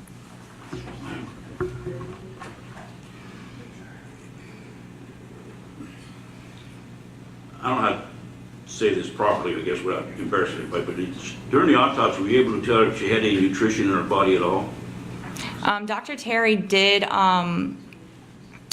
remove her bowels, and there was liquid in it, but I don't believe she saw any food, but she did say that that'd be a better question for her. There was stuff in her bowels, but not a significant amount, like from my understanding, what she described, what you would normally see.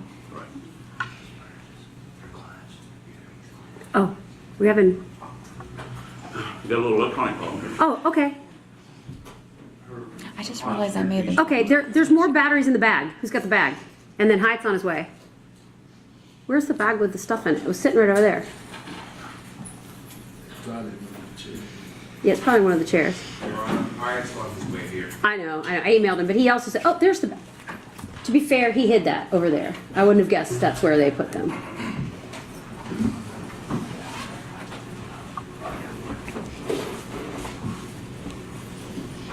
I said bowels. I'm in intestines. Shoot. No, I'm talking to myself. I said bowels a second ago, and I meant intestines. I hate when I do that.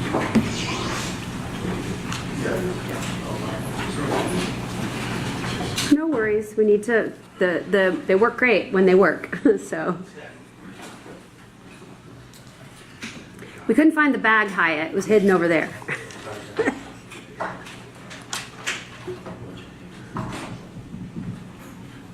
And I believe Ms. York needed new batteries?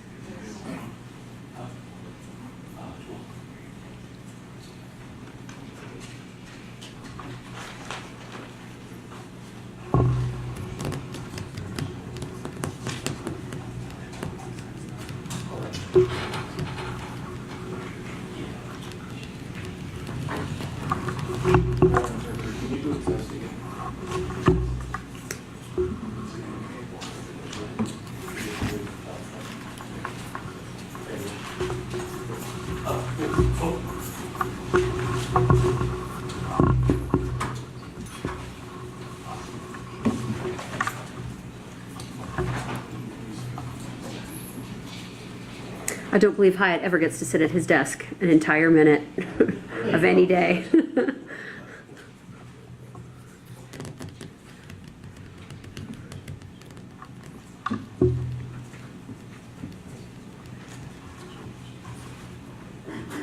Are yours good, Miss Moot? Your batteries? Okay, thank you.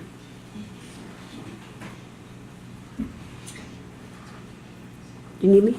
Okay.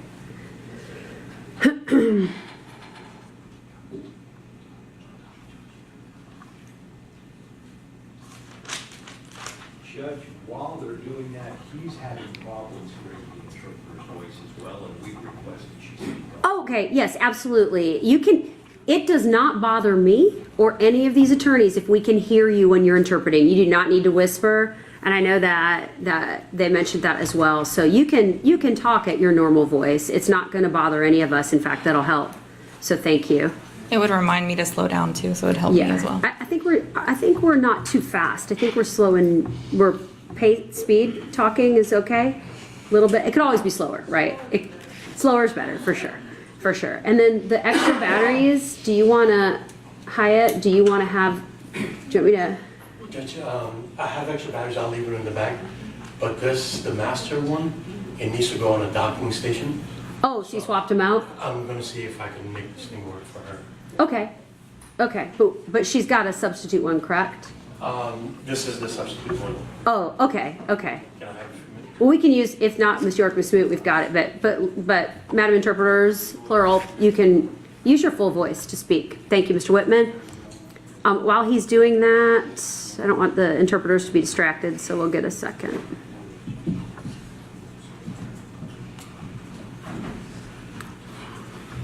I just bought some handheld interpreting devices for the jail, and I'm so excited about them. We tested them today.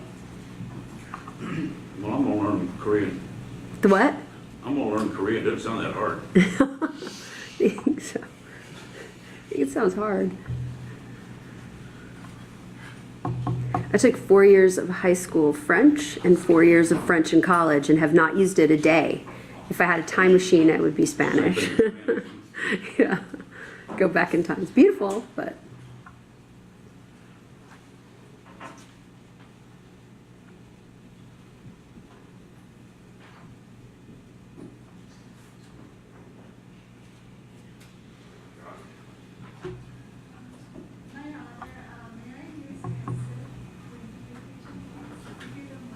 We don't normally do that for people that aren't parties, just because that's what the equipment we've got for. Yeah, and the nature of the interpretation, because if I did that, then every single person would come in. I apologize. Can you understand enough? Yeah. If you wanted to sit closer, you can. Nobody ever wants to sit closer.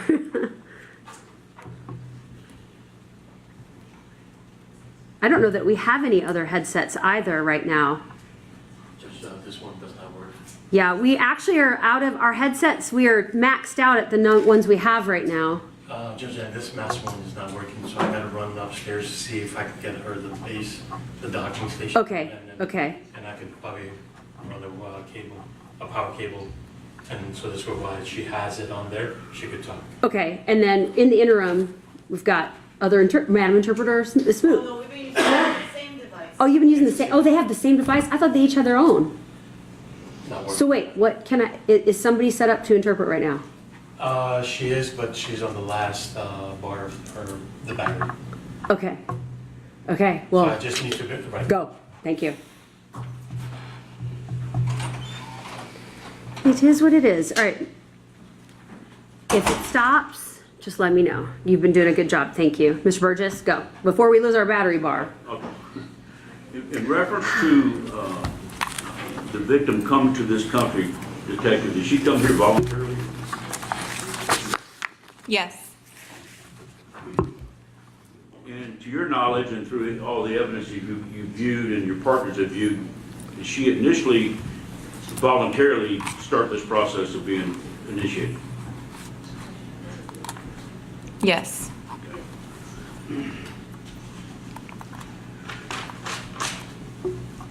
At this juncture, in reference to the victim in this case, you can't definitively testify that she either died of suicide or homicide, can you?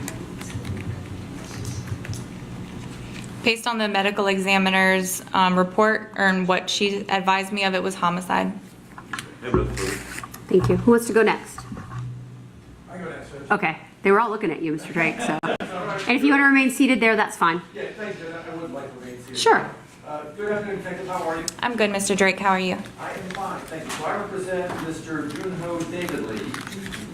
Let's start with warrant 23W15984, that's false imprisonment. What was your probable cause to believe that my client falsely imprisoned Ms. Cho? Based on, so throughout the entire text message, or you said preliminary, I'm sorry, I'm having trouble hearing you. Yeah, so what was The whole your probable cause question. for warrant 23W15984 in regard to my client, Juonho David Lee?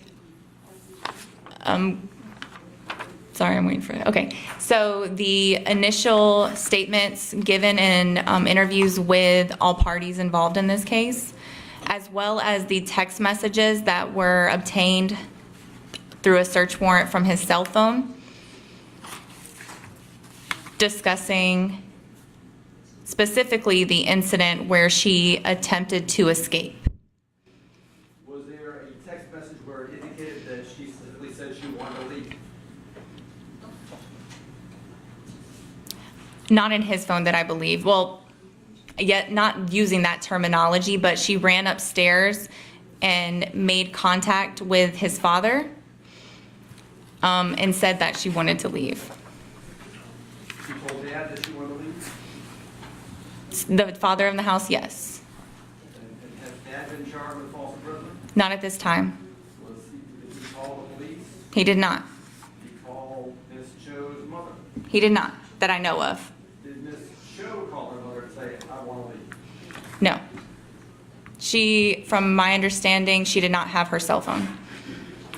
In those same text messages that I was referring to, Hyunji actually suggests that David should take away her cell phone, to which he responds he had already done so.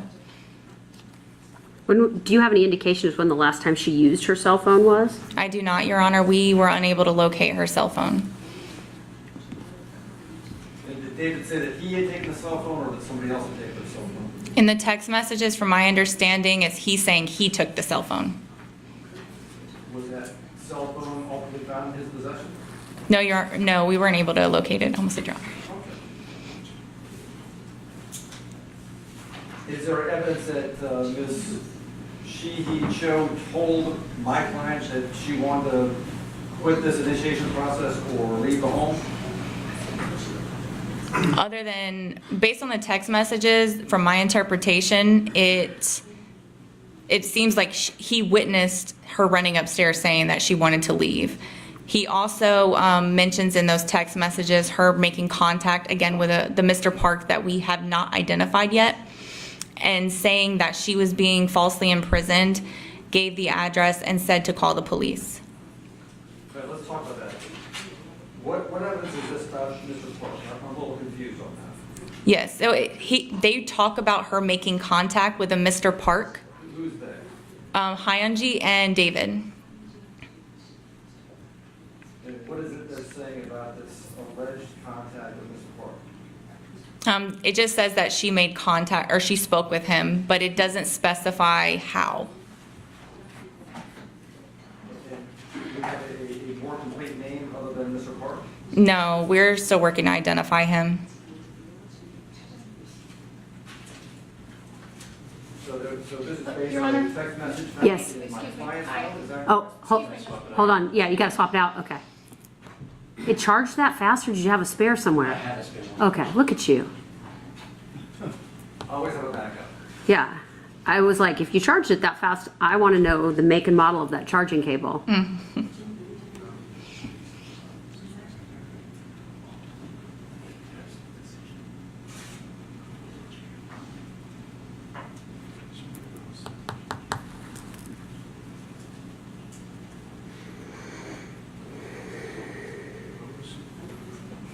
Oh, no worries.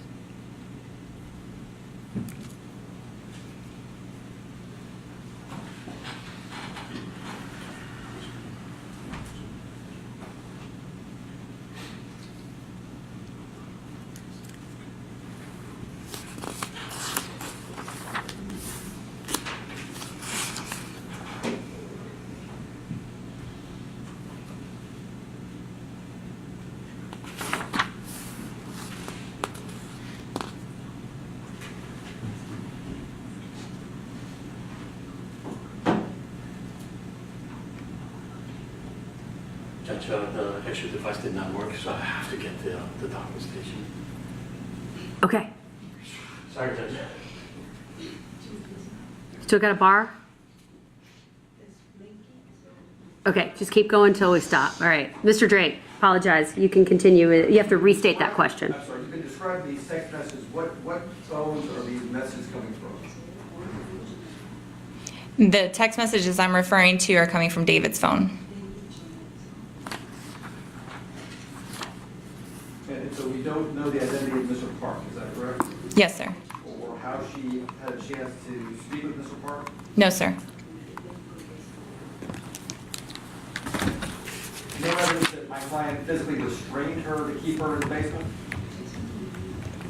Physically,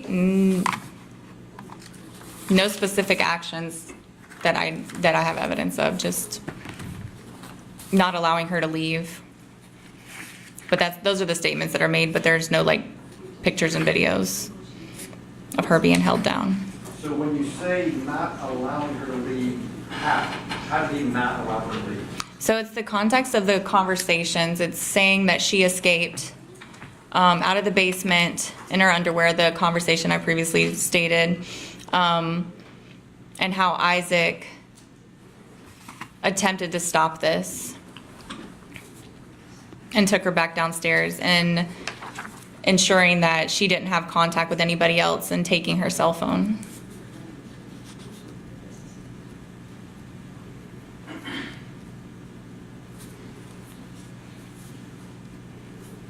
So his message did not indicate that he stopped her from escaping, right? Yes, that's my interpretation of the conversations. You're saying that my client, in his text messages, said that he stopped her from escaping? He talks about preventing her from conversing with people who she expressed wanting to leave, not allowing her to have contact with them, and to keep her in the basement. Again, my question is, what did he do to stop her from escaping? I'm not sure at this. I'm not sure. Well, let me re-answer that. So based on the totality of the case, everything together, it appears that Eric was the one who was supposed to stay in the basement with her. But specific actions, I don't know. So during the course of your investigation, you learned that Eric was the one who was, I guess, for lack of a better word, in charge of taking care of Miss Cho. Is that correct? That's what it appears, yes. So presumably, if anybody falsely imprisoned her, it would be Eric. Is that correct? He was one of the individuals, but also there were statements made by other defendants in this case, and text messages as well that indicate other people contributed or other defendants contributed as well. And that's what I'm trying to get at, Detective, is what actions did my client, Juoonhym Lee, take to falsely imprison Ms. Cho? What I'm saying, I don't know the physical actions. I just have the discussions where they're talking about not allowing her to communicate with people who she expressed. I don't know how they physically prevented her from leaving. All right, so the warrant alleges that my client confined C.P. Cho, without legal authority, but you don't know how he did that. Physically, no. All right, let's talk about some of the other allegations. You indicated that she was malnourished, is that correct? Yes. Again, Eric was the one who was, by your investigation, the one in charge of taking care of her, is that correct? In the text messages that I referred to, yes. So he would be the one in charge of making sure she was nourished, correct? No, during the interviews, they did not specify who was actually in charge of feeding her. They indicated that she was allowed to after her fast, she was given food twice a day, but they did not specify who actually gave the food. Is there any evidence in your investigation that shows my client denied her nourishment? No, nothing specifically, other than her state when she was located. I apologize. Anything in your investigation that shows my client was beating her? Yes. What evidence is that? Statements made by other defendants in this case. And what do they say my client did? He partaked in the initial beating process. The initiation process? Yes. What did he do exactly? I don't know the exact beatings that took place during that process. And that would have been early in the process, is that correct? Yes, they said it was in the initial part of the process, the initial part of the initiation process. Do you have a approximate date on that? I do not. 8/3, then 9/12, I would assume, in time? You said 8, so August 3rd, I'm sorry? Yes, I would guess say so, yes. Do we know what date Ms. Cho arrived at that location? She entered the country on July 21st, July 21st, and so 2023. your information is that on 8/3, she's at Stable Gate, is that correct? Yes.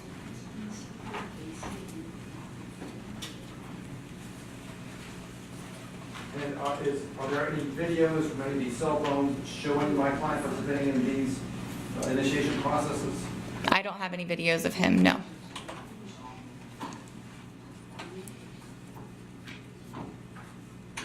He lived in the house too, correct? Yes. And did he live in the basement? No, he had a room upstairs. There are pictures and videos of him in the basement, though. With Ms. Cho? Not with Miss Cho, but actually building the church that they had downstairs. So they had a church downstairs? Yeah, they had built a little mini church.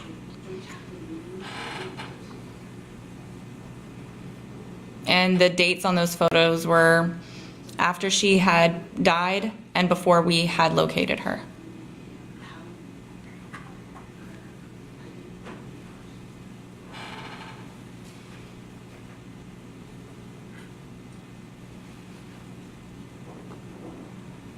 And so your warrant for felony murder 15985 against my client is based on a false imprisonment, is that correct? Yes. And again, you don't have any specific evidence to give us today as to what my client did to falsely imprison Ms. Cho, is that correct? Physically, no. It's just the text messages and statements from the other defendants. They kind of described him as like the leader that gave them what they were supposed to do. The leader of what? The soldiers of Christ. And what is the soldiers of Christ? They, how did they describe themselves? They're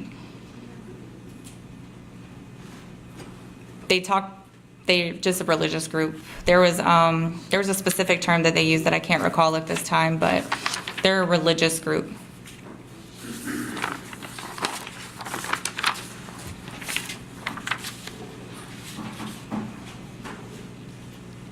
So is there any evidence that my client ordered somebody to physically confine Ms. Cho? When interviewing the juvenile, he said that David had come up with kind of the procedures for joining the group and becoming part of the group. So I don't know if that answers your question. Basically, he set forth the rules and the process to getting in. And the testimony was, once you start, you can't stop. Yes. And that was the statement of the juvenile, is that correct? Yes, sir. You indicated that according to his statement, he believed that Ms. Cho wanted to quit right after the initiation process, is that correct? David or the juvenile? The juvenile. The juvenile, yes. But what did Ms. Cho say to him that would indicate that? I don't know. He just said he believed that she wanted to quit. So this was his belief, not based on anything she said? I don't believe he specified why he felt that way.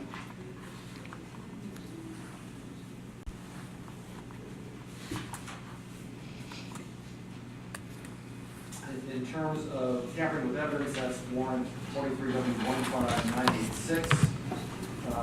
This is just based on the fact that they were cleaning up the basement, is that correct? Yes. And so what evidence were they tampering with? They utilized bleach and Febreze to clean up and conceal the smell that was later, once it aired out, I could smell. They also threw away and attempted to dispose of items that had blood on it, the pants that Mihee was wearing at the time of her death, multiple other items as well in that trash can. The warrant says that he knowingly destroyed physical evidence. Was there evidence that was destroyed? There was bleach everywhere. Again, the scene was tampered with and everything was moved. And they attempted to throw it away. So what physical evidence was destroyed?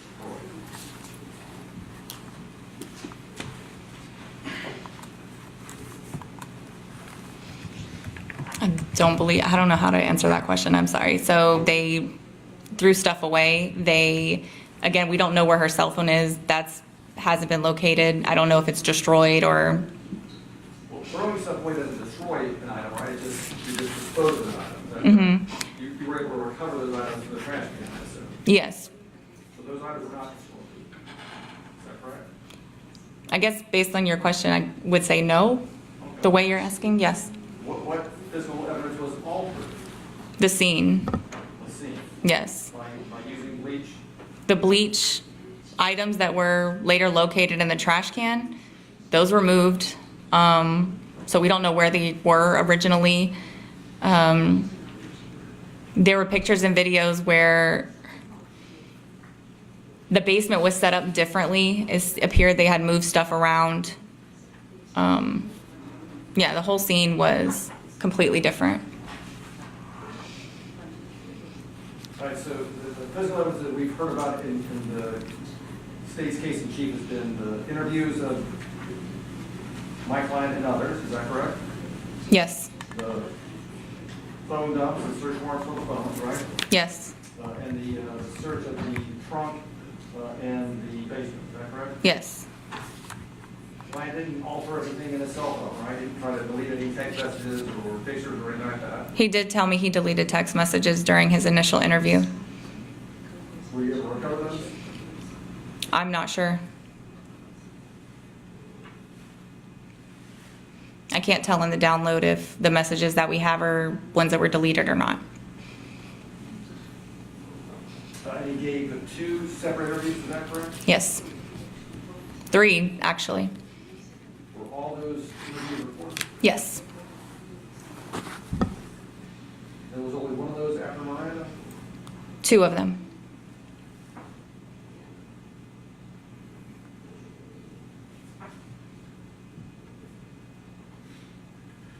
And what physical evidence was concealed? See, he's body? And that was concealed by my client? And what Yes, was he my had knowledge that she had died Okay. and did not report it. My client had knowledge that Ms. Cho had passed away, correct? Yes. What evidence is there that he concealed that evidence? And he put that body? He didn't state that he put the body in the trunk, but in his interview, he did state that he was aware that she died and that it was Eric's job to take care of it. Okay. So it sounds like he's saying that Eric was the one who concealed the body and placed it in the trunk. He also told me during his interview as well that he believed she had returned to Korea. And because when asked if she had died, he said he thought she had returned to Korea, that he didn't know she had passed away. It was later in that interview that he's like, oh, well, who else can it be? It must be her.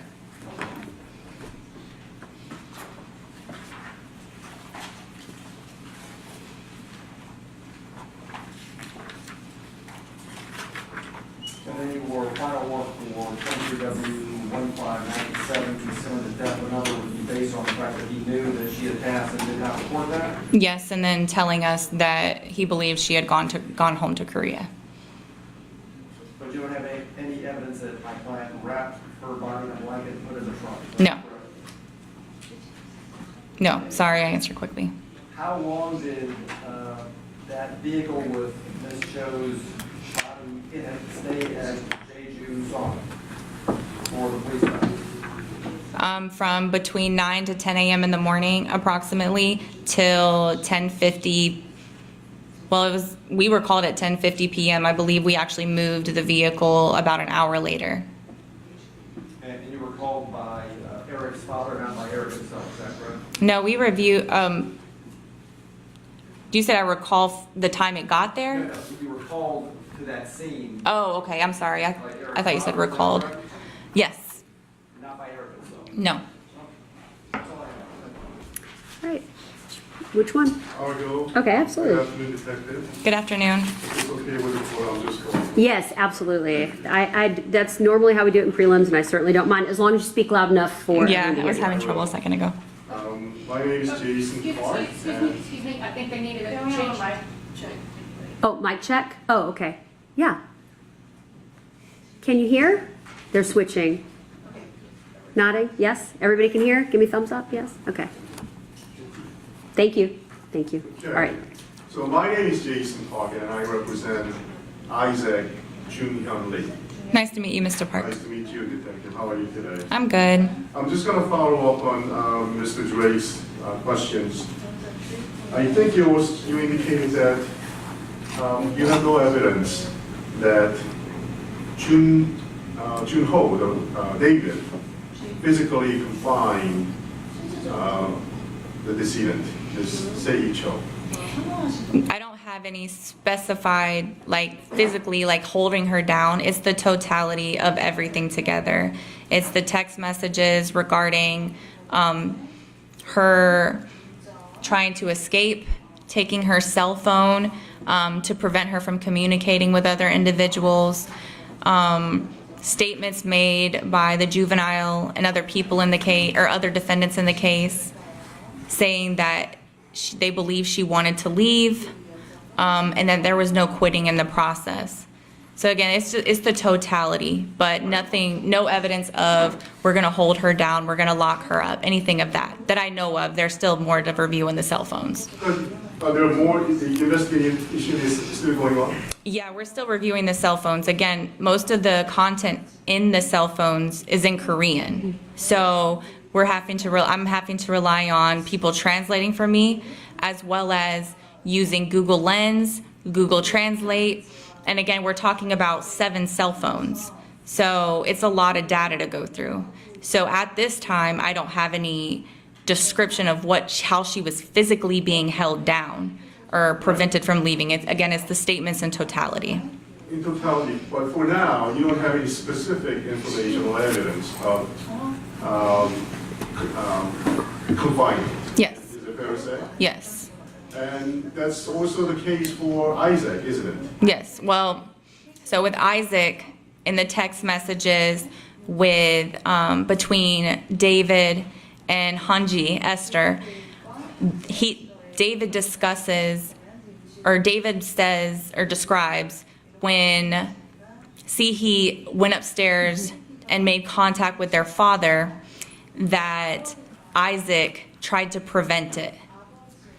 Again, there was not a description of how he tried to prevent it.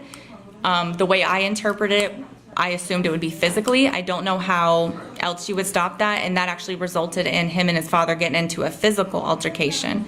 But there's not any further description of that. So again, no specifics, just your interpretation. Yes. Of messages shared between David and Hyunji Lee. Yes. Now, obviously, I think I can assume that you do not speak the Korean language. I do not. That's fine, and I know it's you might be able to after this.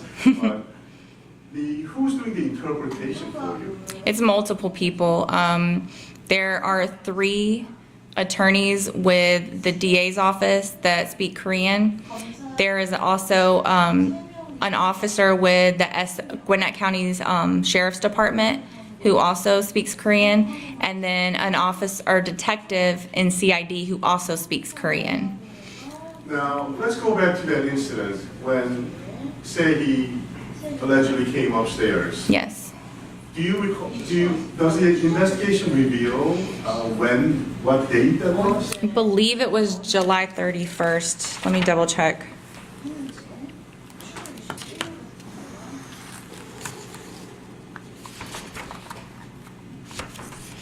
If you're okay with me saying approximately July 31st, I know it was around that date. The exact date will be listed in the report, but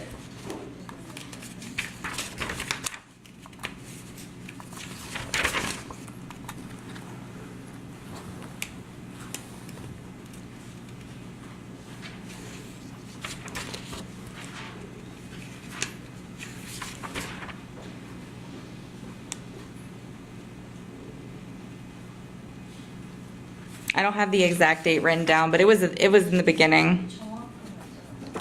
When you say beginning? It was very early on. It was before the videos. From my memory, it was either July 31st or the very beginning of August. Let me ask you this, Detective. So, Ms. Cho arrived in the U.S. on July 21st. Yes. And all your warrants indicate the alleged crime dates of August 3rd. of 2023. Do you have any, did the investigation reveal anything, what happened to her between the day she arrived and the day these alleged acts started? Based on statements made by the defendants, is that she has like an orientation process and just is described what the process is going to be like. But there's nothing, these are just based on statements made. Again, I mean, it sounds to me your entire investigation is based on the statements of these people who were arrested, correct? As well as the cell phone evidence and physical evidence located at the scene and in the vehicle.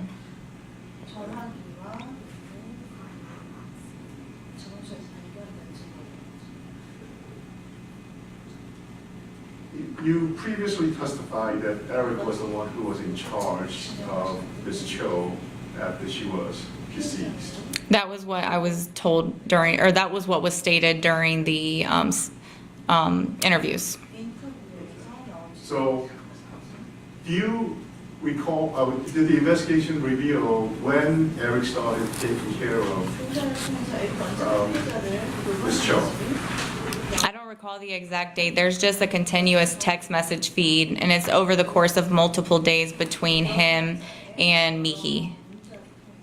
So, did the investigation indicate at all whether Eric started taking care of Ms. Cho before she passed or after, only after she passed?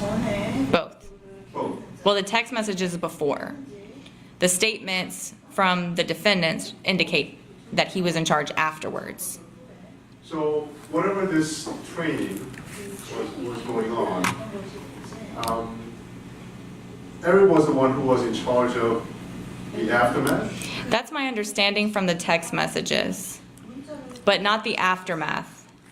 I don't have any, that's the statements after she died came from the defendants in the case. There's no conversations that I've located as of yet discussing what to do after she died.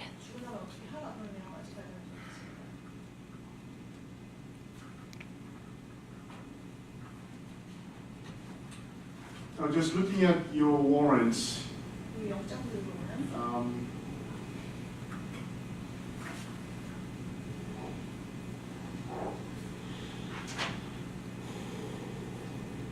I'm looking at 23W15993, where you allege tampering with evidence.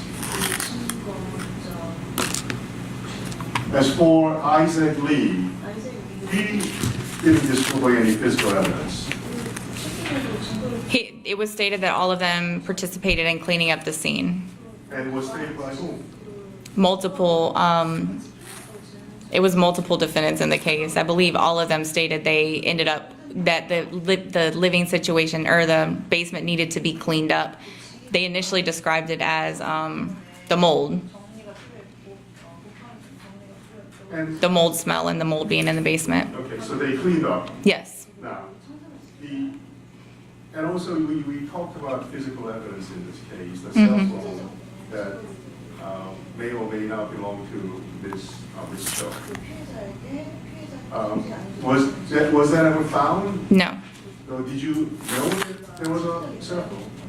Not at that time, but when we were doing the search warrant on the residence, we collected all electronic devices that were located, including computers, cameras, SIM cards that would store stuff taken from electronic devices, and then cell phones. And the investigation with regard to executing those search warrants on those items is still ongoing? Yes, we have completed search warrants on 7 of the cell phones, I believed.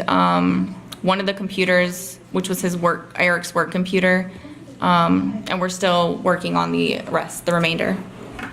My question was, how do we even know if Ms. Cho had a cell phone? Text messages in David's, located in David's cell phone in the conversation between him and Hyunji, as well as statements made by Sihee's mother during her interview. So those conversations allude to an existence of a cell phone? Yeah. Yeah, I recall your testimony earlier was that when Sihee's mother was interviewed, she indicated that Sihee did not have any money, but she only had a cell phone. Yes. did you speak, or did you interview Ms. Sunju Park, Ms. Cho's mother? I did not. Who interviewed Mrs. Park? There were multiple people that interviewed her. One being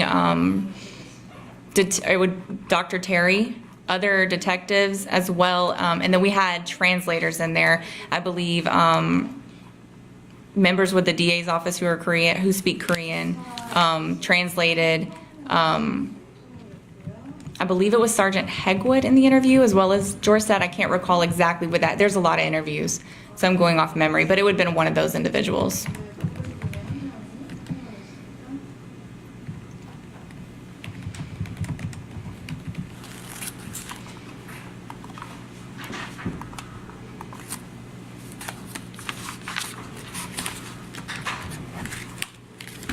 In reference to your warrant number 23W15994, where you allege concealing death of another, now as far as Isaac Lee is concerned, didn't your investigation reveal that it was actually Eric who took the body out of the house and put that in the trunk?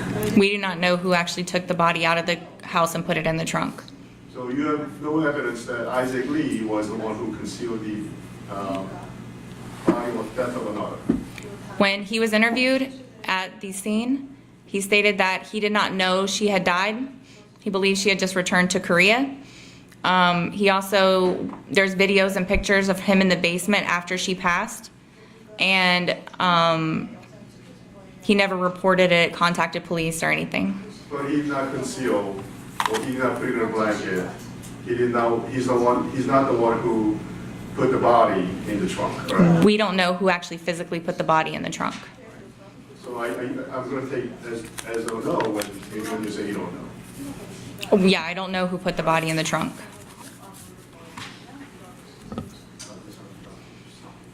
Is that all the questions you said? Just one second. Oh, okay. Oh, I'm sorry. I thought that's what you, I misunderstood you. I apologize, Mr. Park. No worries. Detective, those are all the questions. Okay. Thank you. All right, Mr. Kim or Mr. Whitman? Mr. Kim? Yes, thank you, Your Honor. Good afternoon. My Good name is afternoon. John Kim. I represent Gawom Lee. Nice to meet you. There's inevitably going to be some overlap, but I'm going to try not to regurgitate too many questions. Of course, you are testifying and have testified with regards to any physical evidence of restraint or confinement, whether it's bound or otherwise, of Ms. Cho in the basement. Was there any text messages, correspondence, or communication specifically referencing my client with regards to any of what you've testified thus far? In regards to restraining, Yes. he just said that he was part of the initiation process and that he was a member of the Soldiers of Christ. And then there are videos of him actually performing some of the hazing with the beatings. You testified he was the one that pushed the victim's head down in the ice water? Yes, Your Honor. And I did want to bring up that point that the court just addressed in terms of the allegation that he pushed Ms. Cho's head underwater. Is that, I guess, your understanding? That's what he said during his interview. And this was pursuant to an interpreter, I presume, that was present? Yes.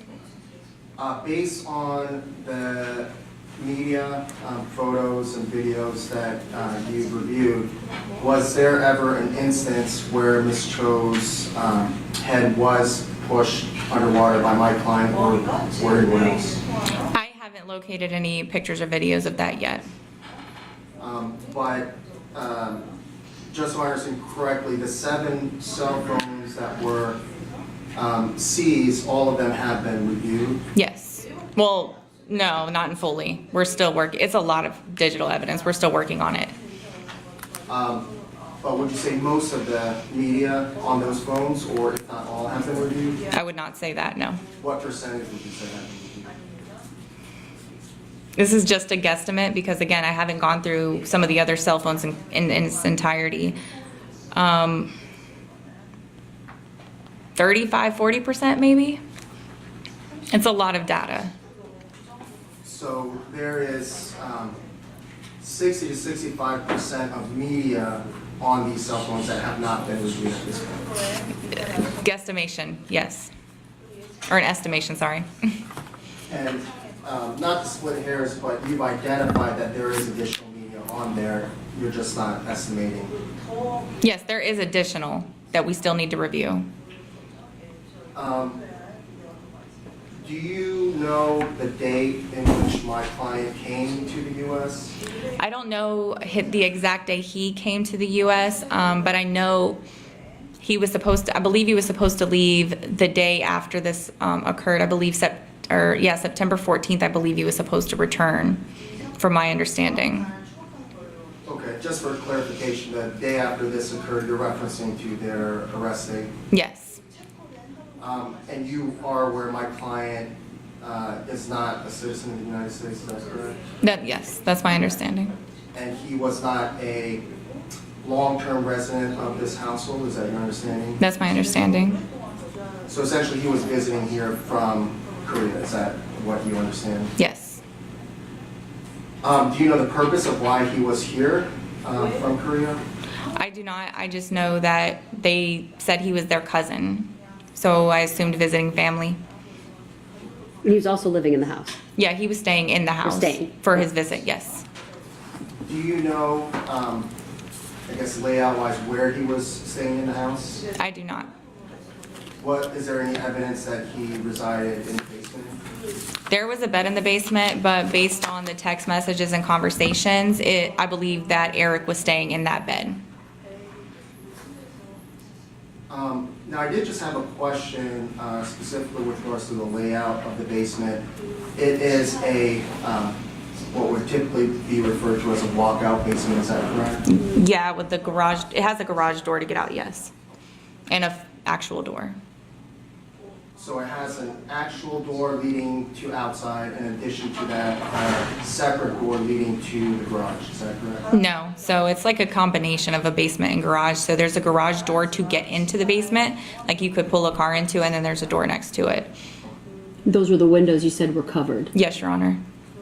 Now, I know you testified there were no padlocks or outward-facing locks on any ingress or egress from the basement, is that correct? When we executed the search warrant, I didn't observe any. What about on the windows? On the windows, the only windows that were down there were like the garage door, like how it has the many windows. There were no locks on there, but those aren't windows you can open. Okay, so they're just a window pane, essentially? Pretty much, yeah.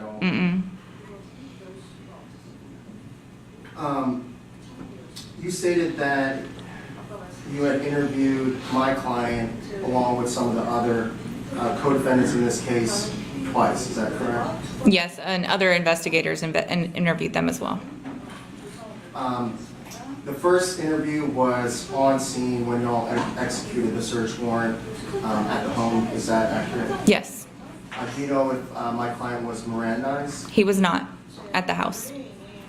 The second interview occurred after his arrest, is that correct? Yes. Was the second interview Mirandized? Yes. Is it fair to say that any of the interviews conducted at the house were not pursuant to Miranda? Yes, Your Honor. So anything done at the station or headquarters or wherever was pursuant to Miranda? Yes, Your Honor. Thank you, Judge. You had referenced text message or communication, I believe, between David and his girlfriend regarding Ms. Cho allegedly trying to escape, is that correct? Yes. Okay. And then there was some inference with regards to an altercation eventually physically between Isaac and his father regarding that specific instance. Yes. Is there any evidence or testimony presented that my client, Hyunji Lee, was aware of that specific incident? No. Is there any evidence or testimony that my client tried to confine or restrain Ms. Cho to that basement? He stated that he took part in the initiation process. Again, that falls into like the totality of everything that we have.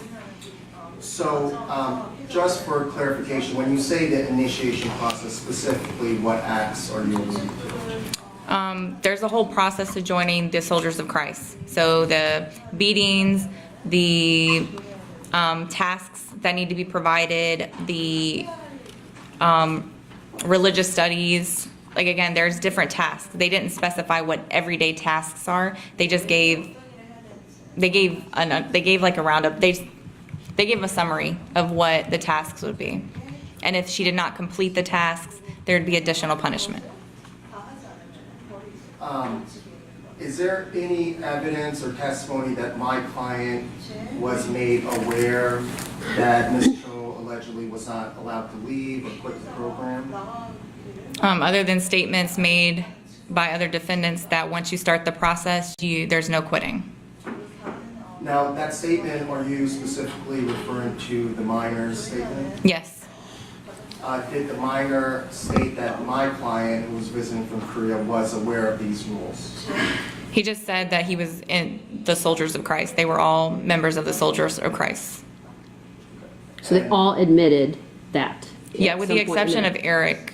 Eric never stated he was, and they actually indicated that Eric was not a member. So they stated that my client was a member of this alleged Soldiers of Christ. Yes, and he did as well.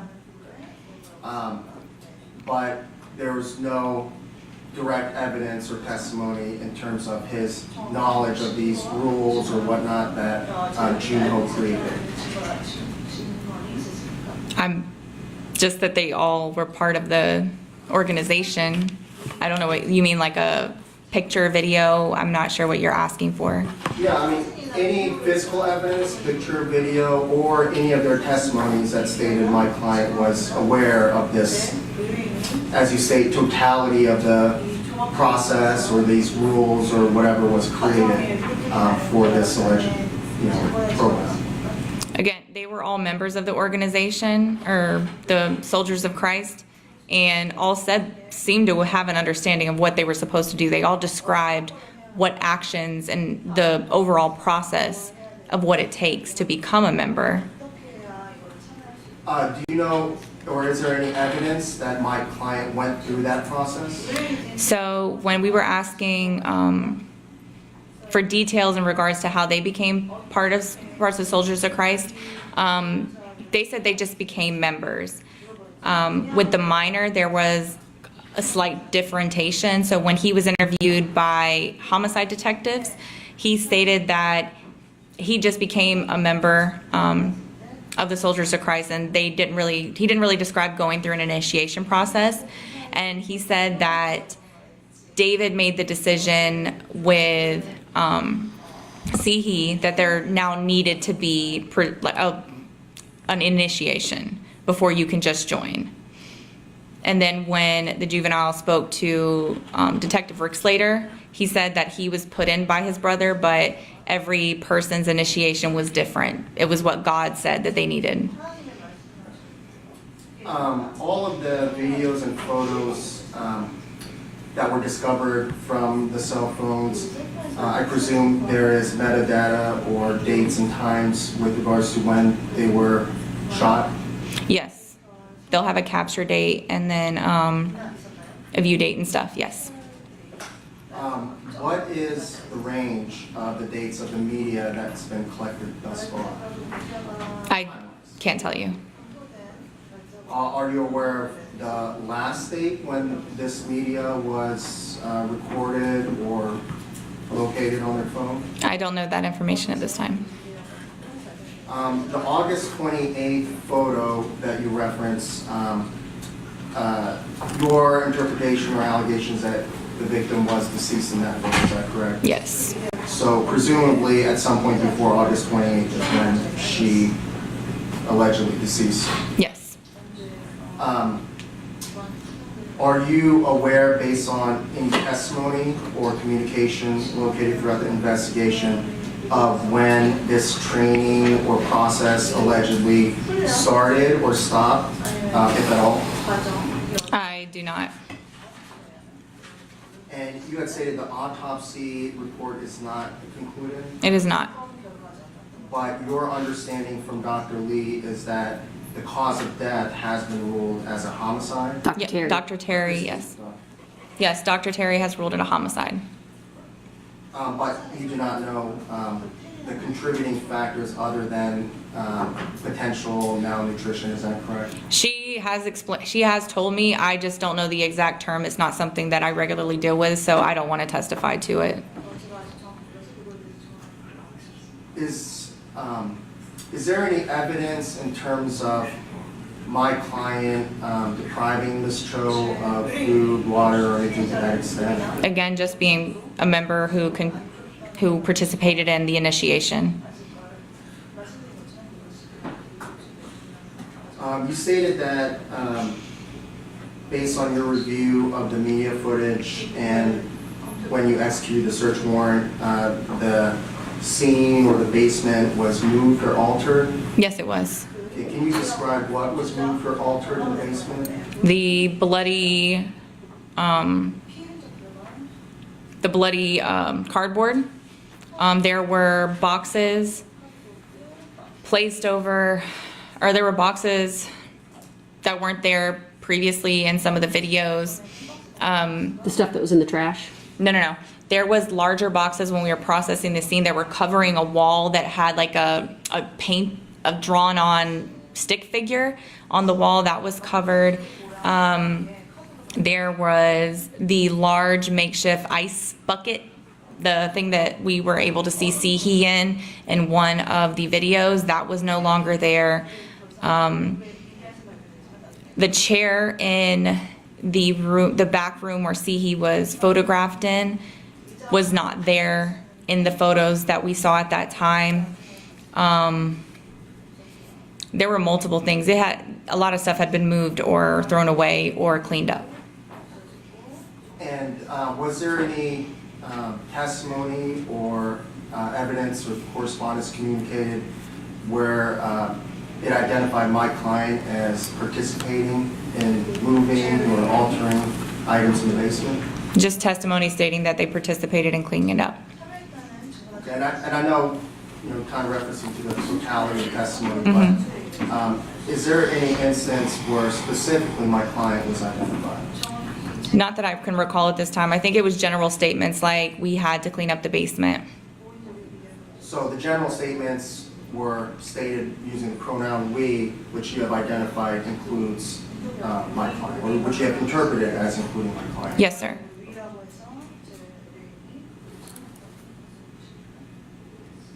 That's all I have, Judge. Thank you. All right, Mr. Whitman. Now, the Soldiers of Christ, is that restricted to this family, or is that a larger organization which this family is members? I have not located any other members. When David was questioned about it, he said there were Soldiers of Christ all over the world. But then other testimony from other statements made by other defendants, they say that David created Soldiers of Christ. How about the victim's mother? What did she say? That she was, so the family has an actual church as well, located in Gwinnett. I can't provide you the exact address, but basically she was coming here for religious purposes, to find religion, to get closer to God. And because, like I said, she was having a hard time in Korea, so she was trying to get out of her depression, find God. And why was her daughter here? Just because she was her daughter? Oh, Mr. Whitman, pull the microphone towards you. That's why I moved up, Judge. Yeah, that's okay. The mother was here for potentially religious reasons, right? No. Okay, that's where I'm getting confused. What was the mother doing here? She brought Mihee here. She had, from my understanding and what was told to me, Mihee and Miss Parks, which is Mihee's mother, knew each other in Korea. And she was bringing her daughter here for the purposes of finding God and becoming more religious. To join their organization, it sounds like. I don't know. I can't say that. She said that she was coming to get closer to God. Her daughter was coming to get closer to God, Sihi. And she was specifically taking him to this family. Yes. Because they have a church, an actual like physical church, I'm not referring to the one that was in the basement. They have a church, the family? Yes, so the father and Mihee were, I believe, from my understanding, pastors at this church that's in Gwinnett County. Again, I can't give you the address. I don't know it at this time. What is the name of the church, if you know? I know it's a Korean Pentecostal church.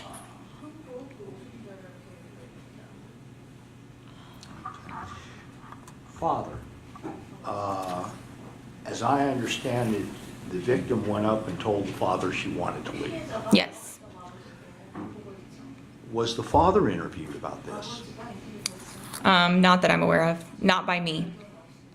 I don't believe he was. There was a period of time where I was out of town, and I don't think he was interviewed.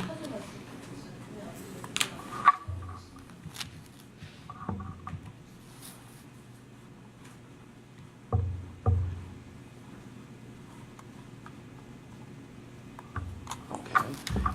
Is there any evidence that the juvenile was aware of the incident between the victim and the father?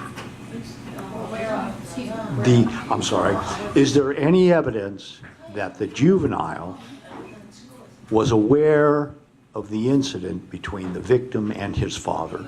No. When you say the juvenile told you he believed the victim wanted to leave, is that a correct statement? Yes. He didn't say he knew the victim wanted to leave. Correct. Is that a fair statement? Yes. Is there any evidence that the victim ever told the juvenile she wanted to leave? No.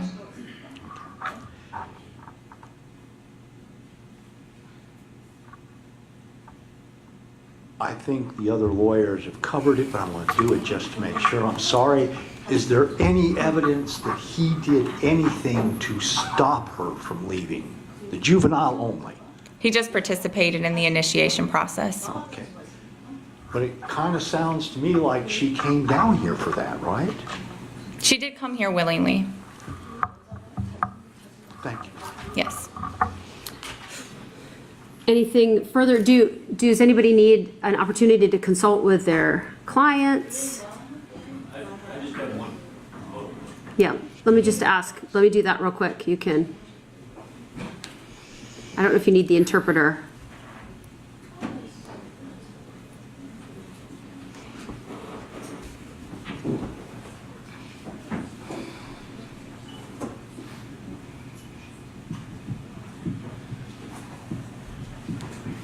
And then, of course, Mr. Chung, if you've got questions too.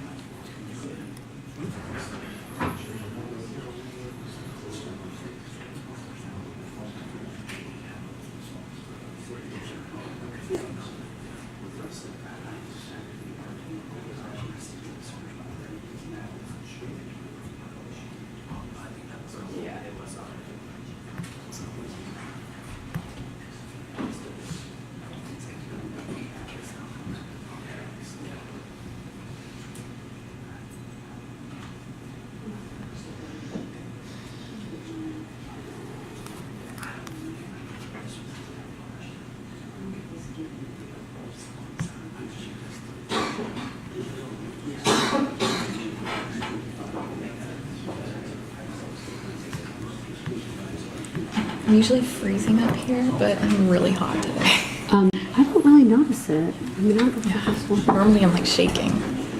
Now it's like, I don't know if it's just because I've been up here so long. I don't know if these work. I feel like I think it did cut around.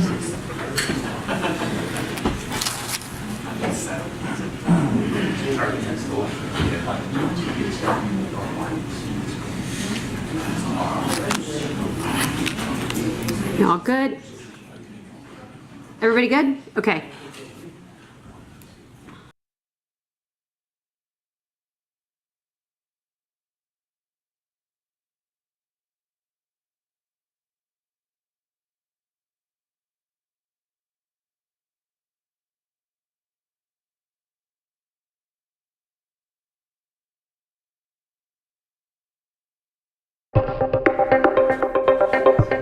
The forensic evidence has been sent off to the GBI. We have not received the results yet.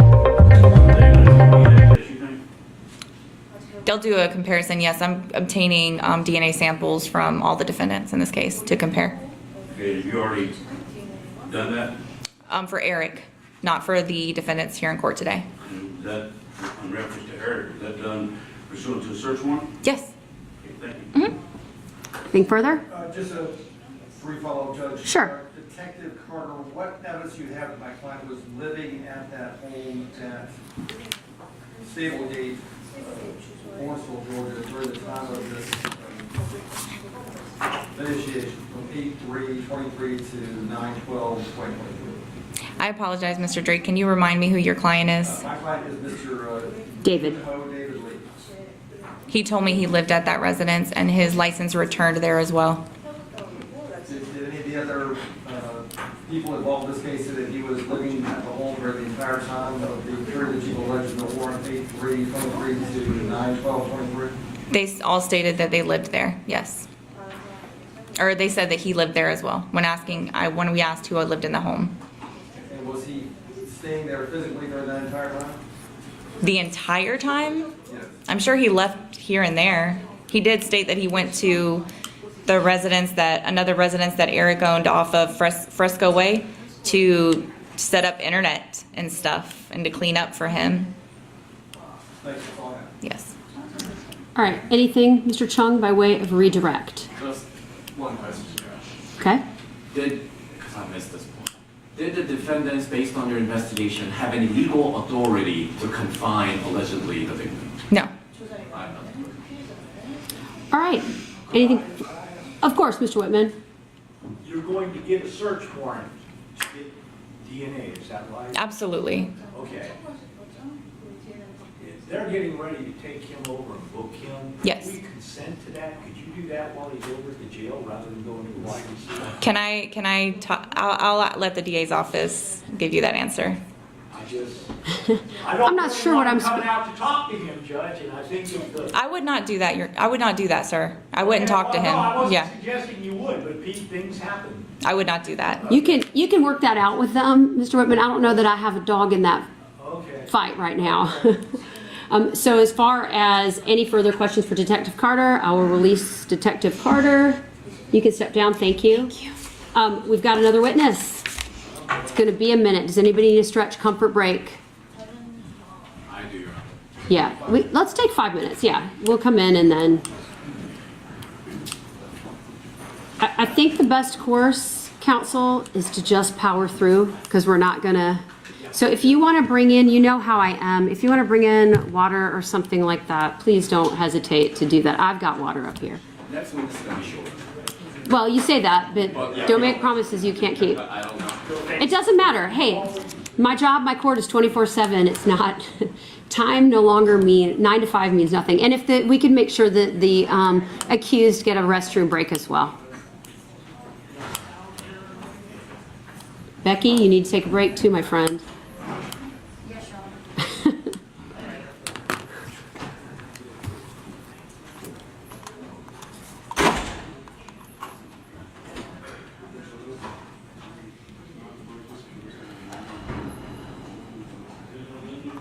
I think he figured out the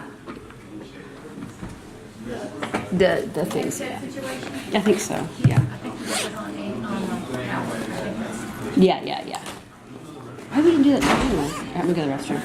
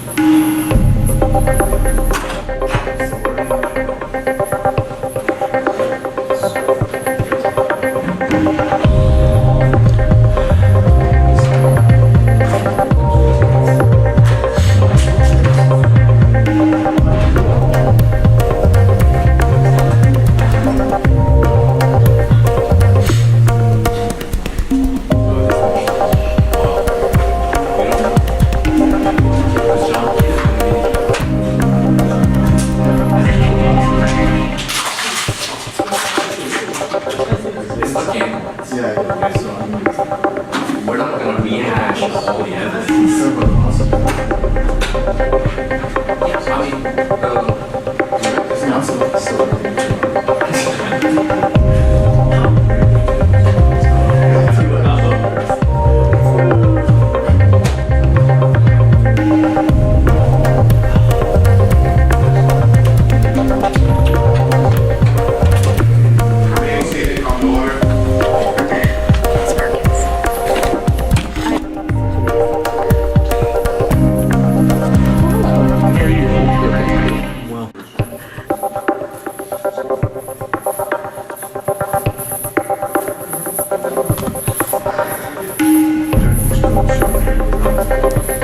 Yeah, that's fine. That's fine. I want everybody to be comfortable. I haven't seen you in a minute, Ryan. How are you? What division are you in? Oh, okay. So you're a little bit everywhere. You know, I like that, and I've been real thankful because we moved those cases so well. But it's nice. We've got. I know Miso Conquo. She's been doing a really good job, and then.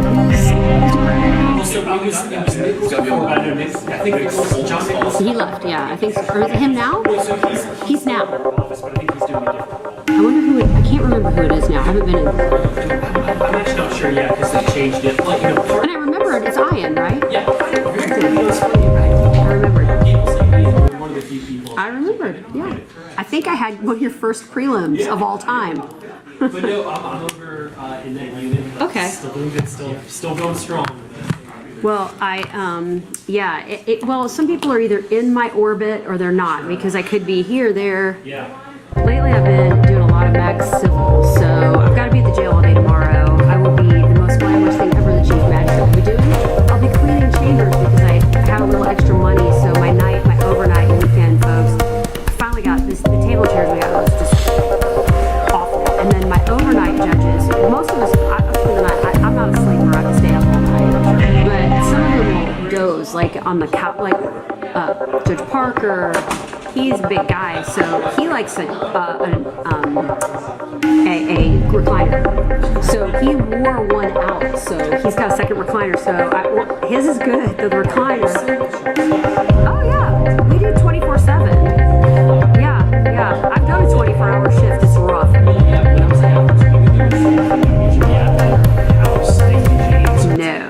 No, we're there, and then so our chambers in the back is like a little frat house kind of room. Yeah, so I got a new futon too because some of the overnighters prefer to actually lay down. Like if they're in that rhythm, they can catch an hour's sleep. They can maybe hit a REM cycle. There's a sweet spot between 4 a.m. to 6 a.m.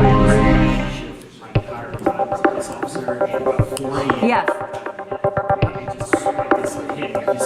Well, it was more though. That's the quiet part. Like, there's not a lot of warrants and stuff like that. Yeah. Well, it depends. You can never predict, but that's when they can usually get a minute or two of sleep. So it was funny when I became the chief. I was the first woman, and I loved Judge Hutchinson. He was the chief of me. I said, I ripped out all the cubicles. I'm like, we need someone to sleep. Or we got like a coffee maker. So I'll be cleaning jail chambers tomorrow. So I stopped the papers, copiers, redo the staplers. I think we're waiting on some of the everybody to cycle through the restrooms. So we've got 1, 2, 3. Miss Lee, got our interpreters back. There's Mr. Burgess.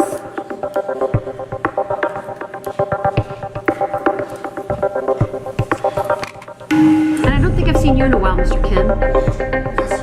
It's good to see you, yeah. Not sure whether that's a good thing. That's a great thing, yeah.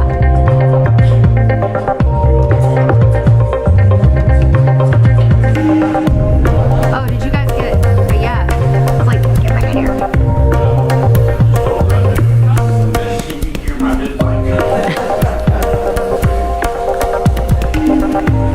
All right, we're just waiting on Mark. And I think he I'll call it our hardwired, but he plugged in the actual set now, so we don't have those issues. Everything working, you guys can hear?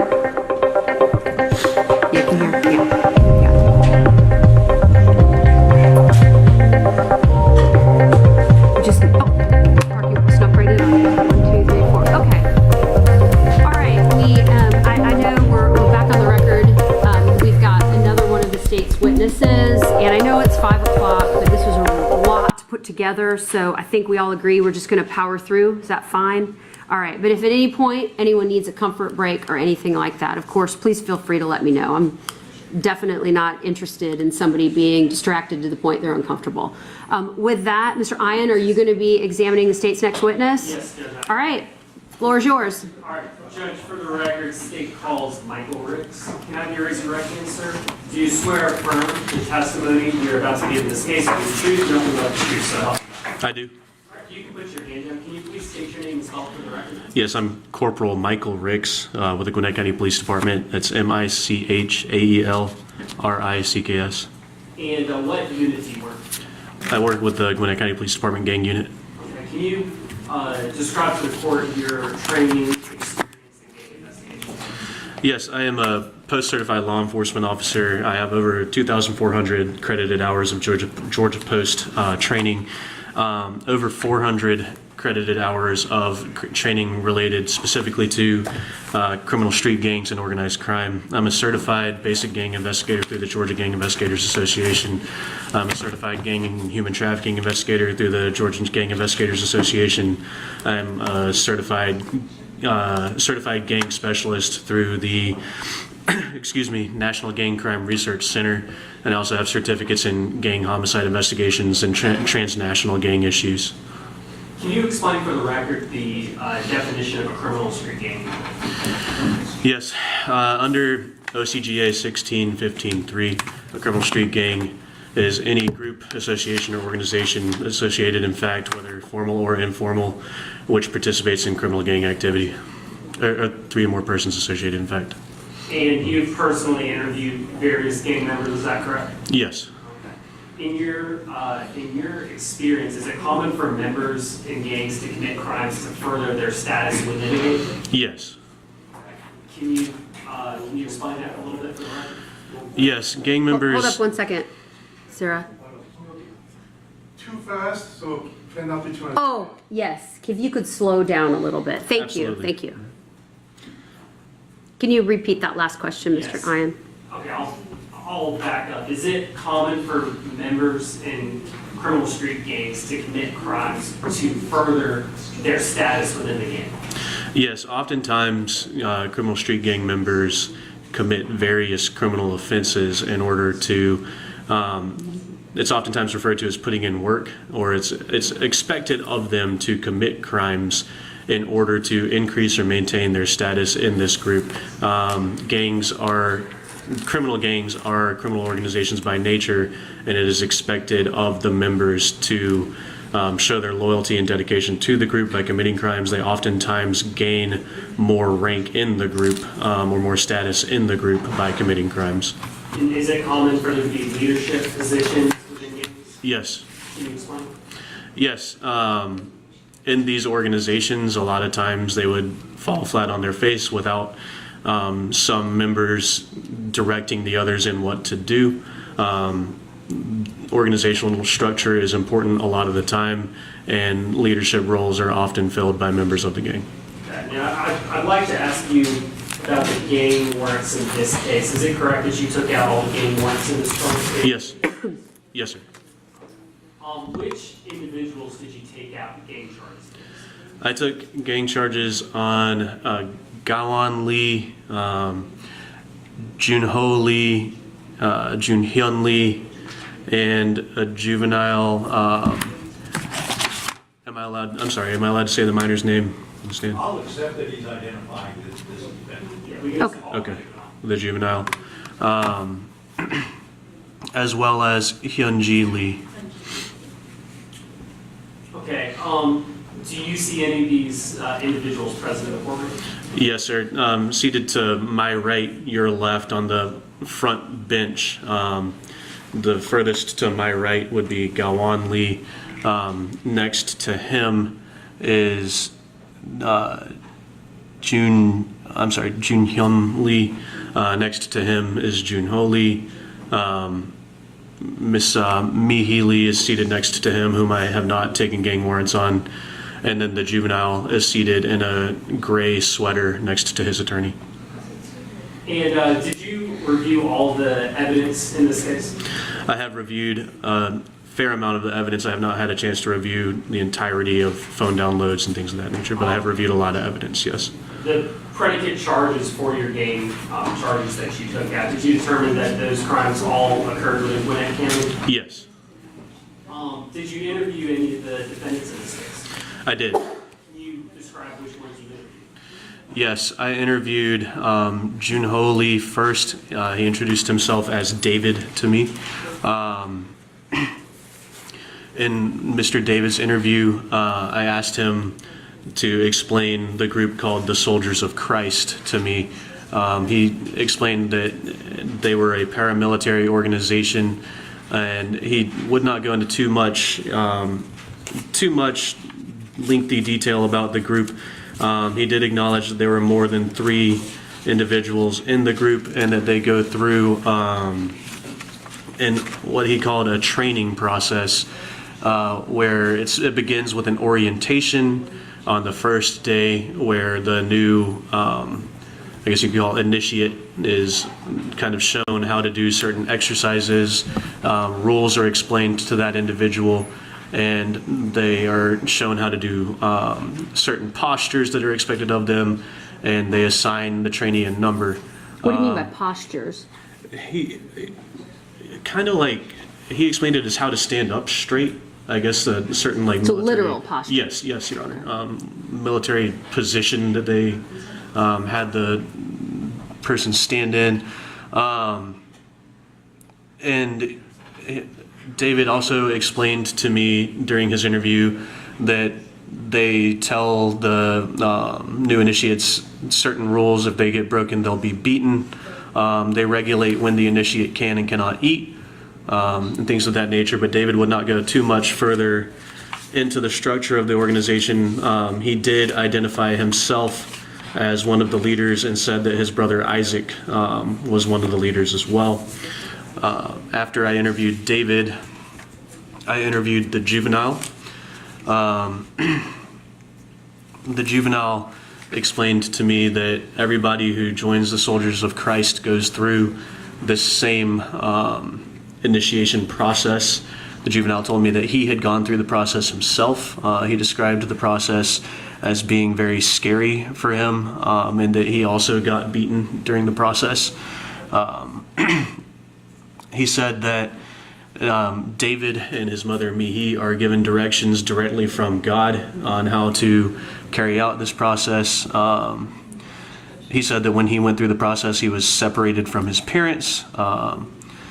He said that David made him do all of the different tasks, and because David receives instructions directly from God. He described being beaten with a wooden stick 3 to 5 times. The juvenile told me that every defendant in this case hit the deceased victim. He said that they took the victim's cell phone and controlled when the victim could eat and drink.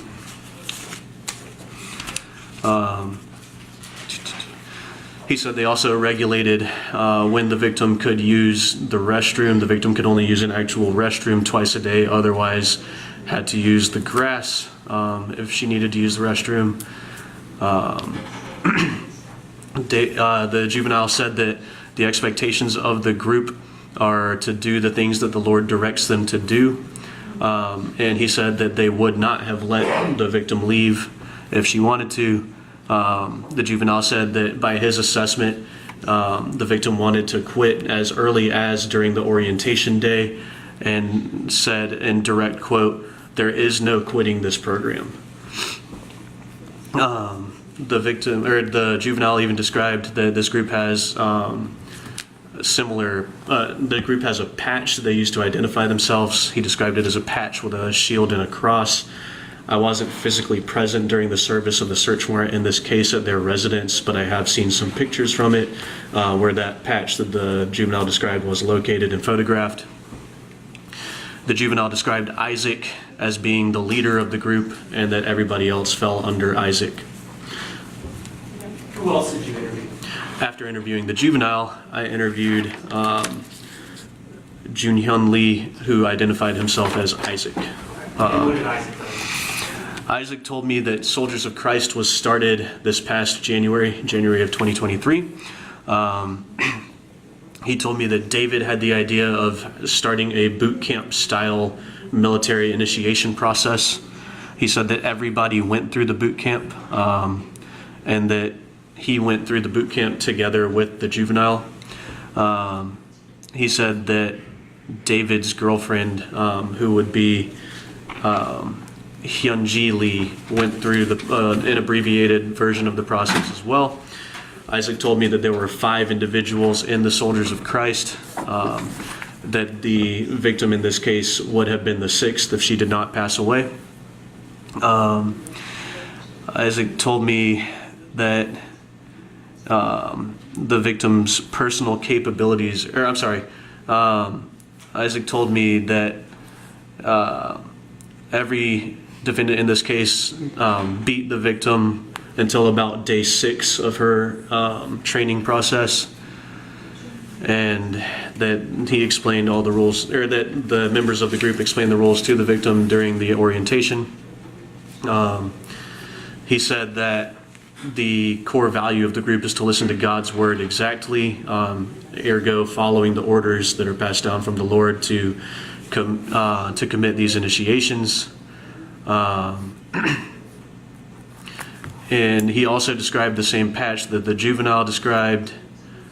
He said that they have not settled on a uniform yet, but they're going to have one. He admitted to being a leader of the group. He said that David is in charge of the selection process and was taking a leadership role during the selection process for this victim, but that Isaac himself ultimately made the decisions. He said that the group benefited from committing these initiations by adding to their manpower and their strength, so that they can continue on in his description spreading the word of their religion. I interviewed Hyunji Lee after speaking with Isaac. Miss Hyunji told me that she was initiated into the group in January, and that David told her that she was a member. She also identified David as a leader. She said that her job in the group was to do household chores, and that the most important part of the group was listening to what God instructed them to do. I interviewed Gawom Lee last. Mr. Gawom said that he had been a member of the group for 2 months. He said that he took part in the victim's initiation process as well. He said that he made her dunk herself in an ice box for approximately 5 minutes at a time. He said that he would intermittently push the victim's head all the way into the water of the ice box during that 5-minute time frame. He said that the victim, that this began on day 5 of the process, and that the victim was not resisting, possibly because she was too exhausted at that time. Based on all of those interviews, I was able to conclude, all of those interviews as well as photographs from the search warrant, I was able to conclude that this was, in fact, a group of 3 or more persons associated. In fact, they had a common patch, they had a common name, they had a leadership, somewhat of a leadership structure, as far as David being the leader of the selection process and Isaac leading the entire group. They had rules that they had to follow, and that they had to listen to the instructions that they believed were being passed down from God, and that they are continuing to commit criminal offenses, and that they had done these same somewhat torturous activities to multiple other people to initiate them into the group. I was also shown videos from a cell phone download that was retrieved during this case of the group committing these same offenses to Mr. Eric, I forget his last name, excuse me while I reference my notes. Is it Eric Lee? Yes. I'm sorry. Hyun, excuse me, I'm sorry. Yeah, Eric Hyun. So this is a group that frequently commits this type of torture in order to grow their organization. They maintain their status in this organization by doing what's expected of them, and that they listen to what they believe is God's word. The group benefits by adding new members to the group and increasing their manpower when they do it. And David and Isaac, that's Joonho and Juonhyum, respectively, were exercising their leadership positions within the group. David by running the initiation process, and Isaac by giving the orders, all by their own admission. Okay. I'd like to just very briefly break down some of these warrants. So is it correct you took out warrants under subsection A, the gang code section against defendants Juoonhym Lee, Juoonhym Lee, and Gawom Lee? Is that correct? Yes. Okay, and that was 3 charges per person under subsection A? And the juvenile. And the juvenile. And the juvenile, I believe those were kind of popped up, but I think those warrants were just taken out today. No, those warrants were taken out. He had not been served with them, so Mr. Whitman waived first appearance. So for the purposes of judicial economy, we could just proceed with the prelim. Correct, Mr. Whitman? Okay. Okay. Also taking those out against the juvenile as well? That's correct. Okay. And the predicates for those were the crimes of false imprisonment, murder, and tampering with evidence, is that correct? Yes, sir. Okay.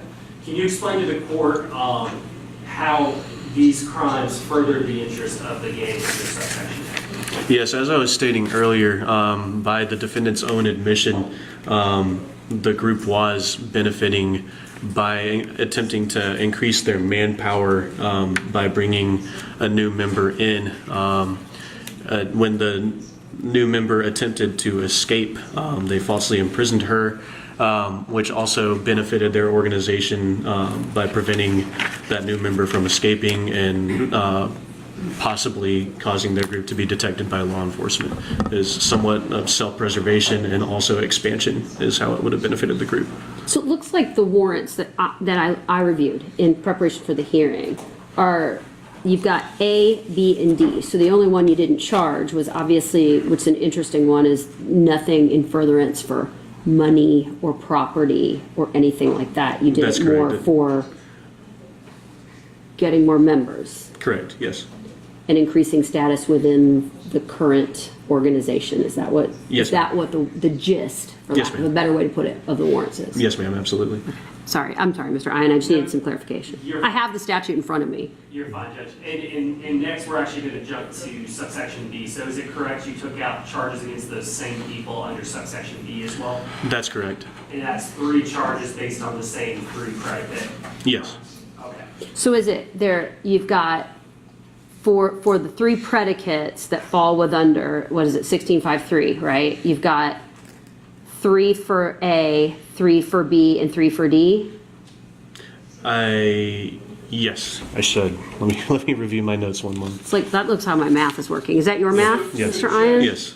It would be, except D would only be Juoonhyum Lee. Yeah, not Mr. Gawom Lee Not Mr. Gawom or the juvenile. or the juvenile. Correct. Okay. Basically, the others would be charged under subsection A and subsection B only.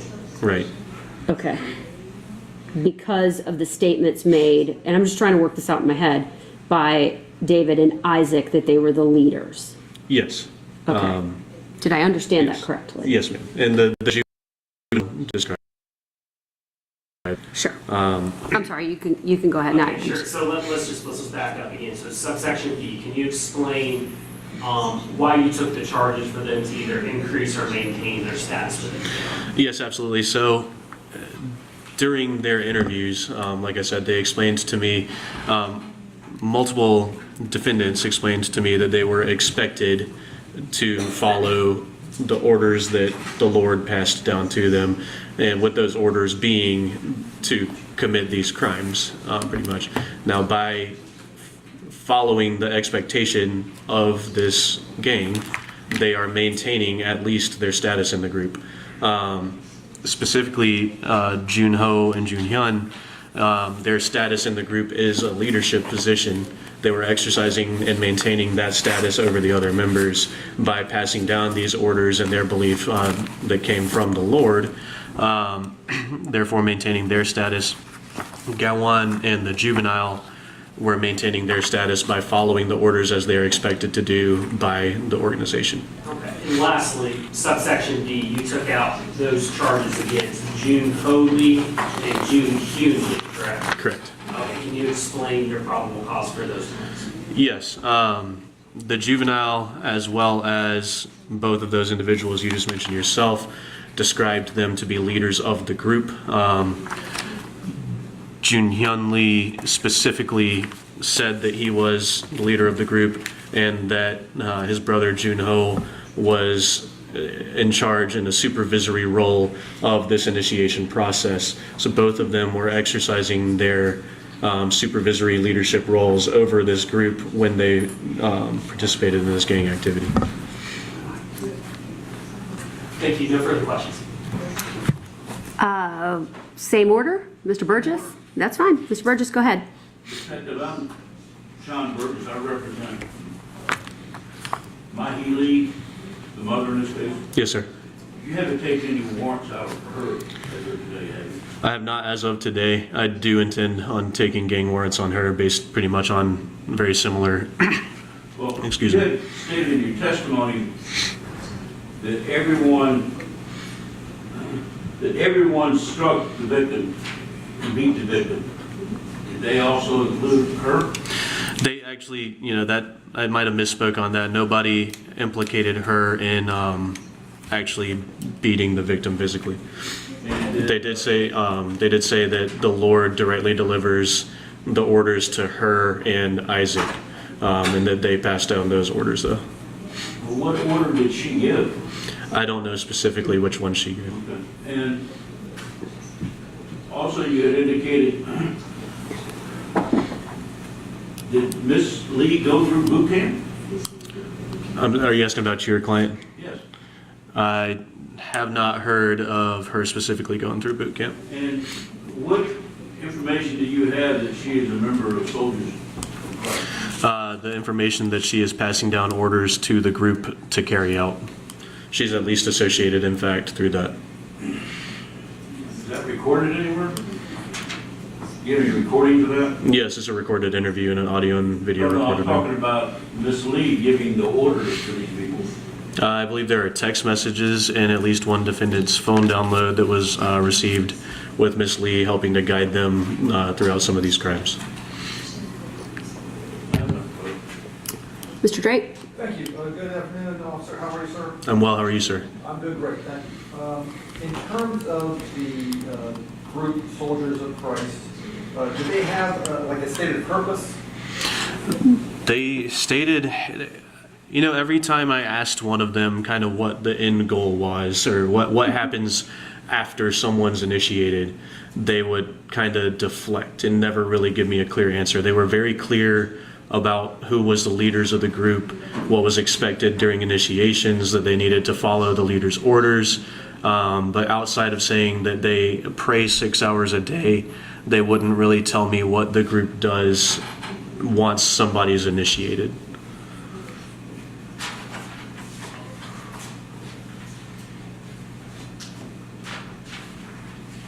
That's all I have, thank you. Thank you. Mr. Park? Good afternoon, Detective. Good afternoon. My name is Jason Park, and I represent Juonhyum Isaac Lee. Now, you charged him with all three subsections of the gang statute. And you also testified, Detective Rich, that the purpose of Soldier for Christ or Soldier of God is that first to spread God's word. And it was to train. Is that correct? I'm sorry, can you repeat the last portion of your question? That the purpose of Soldier for Christ is to train and to spread God's word. They stated that that was how they would benefit from gaining another member, But as I just said, they weren't too clear on their answers when I asked them what their actual purpose of the group was. Okay, so wasn't the purpose of this group that you labeled as Criminal Street Gang basically a religious organization proselytizing? Can you restate the end of that question again? I'm sorry. Is the purpose of this group, as a religious group, was the main purpose proselytizing, evangelizing, spreading the word? I believe that may be one aspect of what the group does. However, the group definitely engages in criminal street gang activity as well. That's your conclusion, but as far as the purpose of the group was, the evidence that you have is that they told you this is not a group organized to commit crimes, but its main purpose was to train religious folks. Once again, they didn't really give me clear answers on what the purpose was after the initiation. You testified that the purpose was to spread God's word, initiation, and for training. I think I said that's what the benefit would be to the group once they initiated new members, yes. So, again, this group was not, at its intent, organized for the purpose of committing crime, but to train someone for religion. I'm not entirely sure what the group was organized and what intent they had when they were organized. Some very famous criminal street gangs throughout history have been organized with the best of intentions, such as the Bloods and the Crips were both organized to protect marginalized communities from an oppressive system, but they eventually went on to start committing various crimes such as false imprisonment and murder, and are now definitively criminal street gangs. They may have religion as a portion of what they do, but they also commit criminal gang activity. Detective, let's talk about Isaac Lee for the purpose of convenience. I will just use his English name.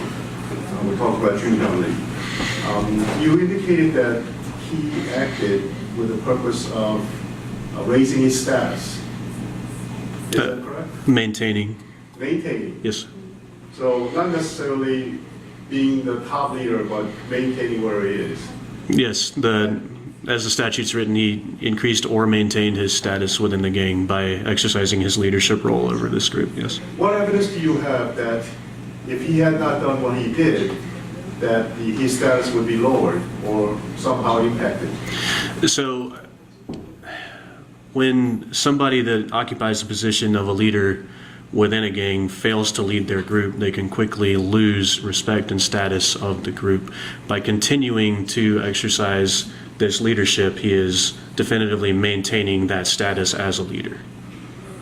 I understand that you have been well trained, 400 plus hours of gangs, and you are making that conclusion based on your training. What I'm asking is, what did he do that you think that made you conclude that he maintained his status? Just what I just stated. He identified himself as a leader of the group, explained that he is responsible for passing the orders down, and as you stated, through my training and experience as a gang investigator, I've been qualified as a gang expert multiple times at trial. I hold several certifications. I know that when people exercise their leadership position within gangs, part of that is the fact that they are maintaining that leadership position. If a leader fails to lead their group, they quickly lose their ability to their ability to lead, and that's not just in the gang world. I mean, that's in the military, corporations, other things. You can quickly lose leadership ability if you fail to maintain the fact that you are the leader. Nothing further, thank you. Mr. Kim? Thank you, Judge. Good afternoon, Detective. Just had a few follow-up questions. First, you had stated, I believe, in the initial interview with Juoonhym Lee that it was described as a paramilitary organization. Is that correct? Yes.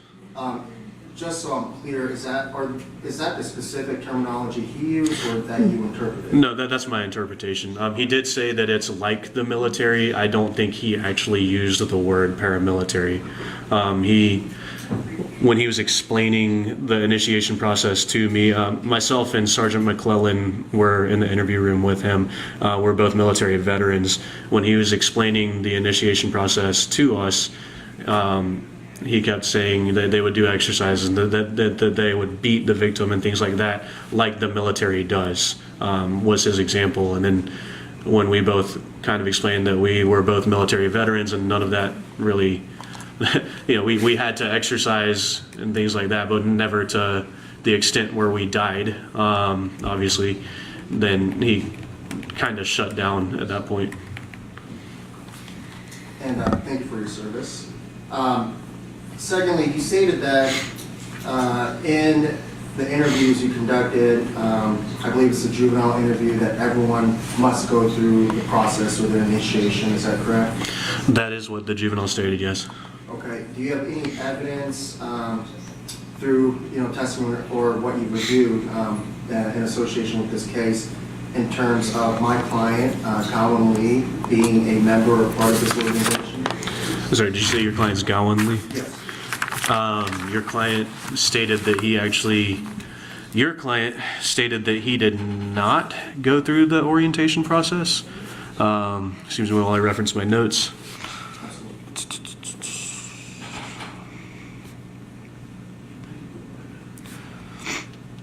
Yes, your client stated that the Lord told the others that he did not need to go through the initiation process because he was pure of mind and heart.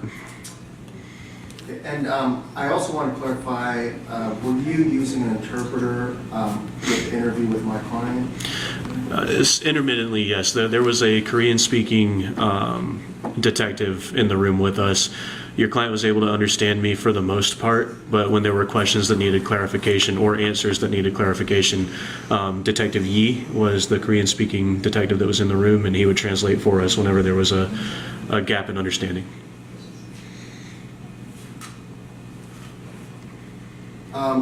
Was there any testimony or evidence that you reviewed that my client was aware of any alleged leadership structure or different,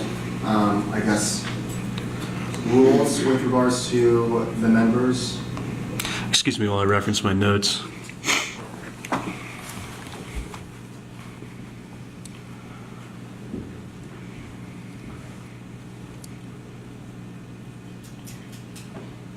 Your client stated that he kind of shadowed David for approximately 2 weeks, and then he asked permission from David to join. I don't recall, I don't have the whole transcript of the interview in front of me to whether he said that David was a leader or not, but he did seek David's approval, which shows that he knew that David had some form of authority in the group when he asked to join. Thank you. Mr. Whitman? Oh, wait. What? Oh, they're switching. Mr. Whitman, they're switching. Sorry. Okay, you're good. We good? Yeah. That the juvenile told you that 2 people got their instructions from God, right? Yeah, so he said that they all receive direct communication from God, but that David and Mihee Lee received the most instructions from the Lord, is how he described it. What is the relationship to this 15-year-old to these 2 individuals? He's their family. What specifically family members are they? I don't think I have it written down in my handwritten notes. Let me reference these typed notes. I believe he is Mihee's son and a brother to some of the other defendants. So he believes that his mother is getting the word of God, right? But yes. Okay. And it's his duty to obey his mother who's getting the word of God, right? That is his understanding. And this is a 15-year-old boy who thinks his mother is talking to God. Yes. And he went through this process himself. Yes. And he didn't think that he was being kidnapped or falsely held, did he? No, sir, but he did instruct me that he did tell me that he believed the victim wanted to leave and that they would not have let her leave. But he didn't tell you she ever told him she wanted to leave, did she? I don't think he told me that, no. No, he didn't, and you don't have any evidence she told anyone she wanted to leave. There are text messages between some of the defendants in this case that seem to indicate that the victim tried to escape on at least one occasion. And what evidence implicates the juvenile in that?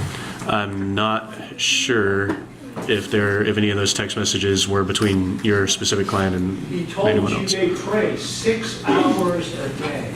Somebody did. I'm not sure if that was your client or not. What is the criminal history of these?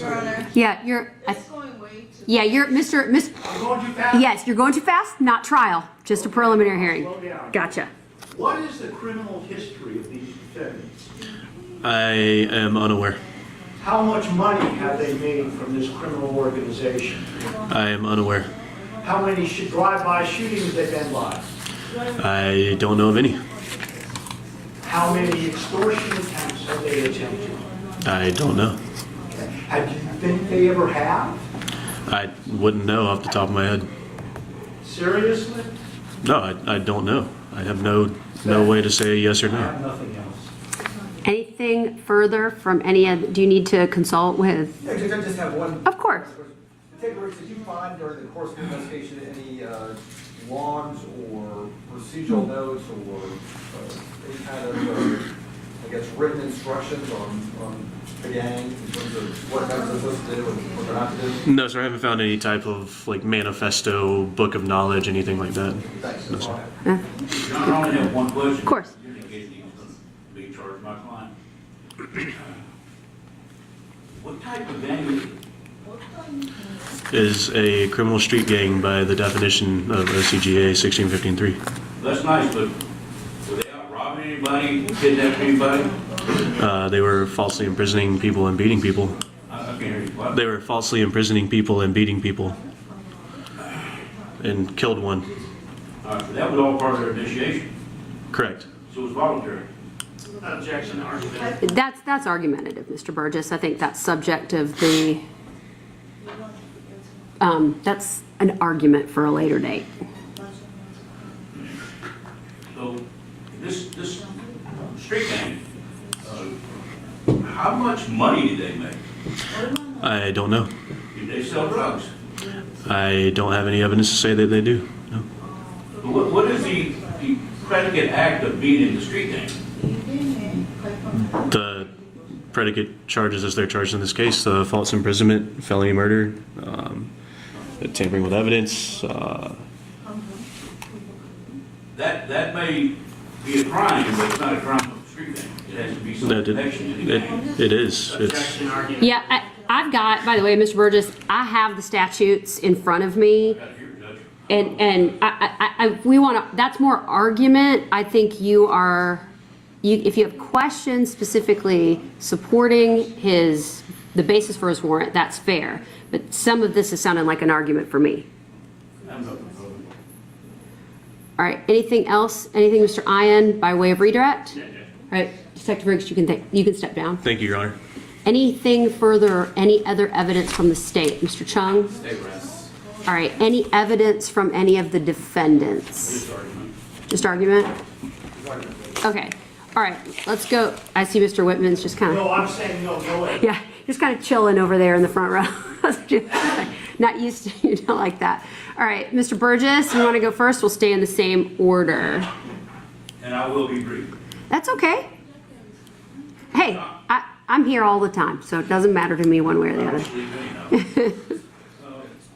reference to warrant number, in reference to this lead, Oh, give me 1 second. Let me grab the chart I've created. Okay, got it. I'm ready.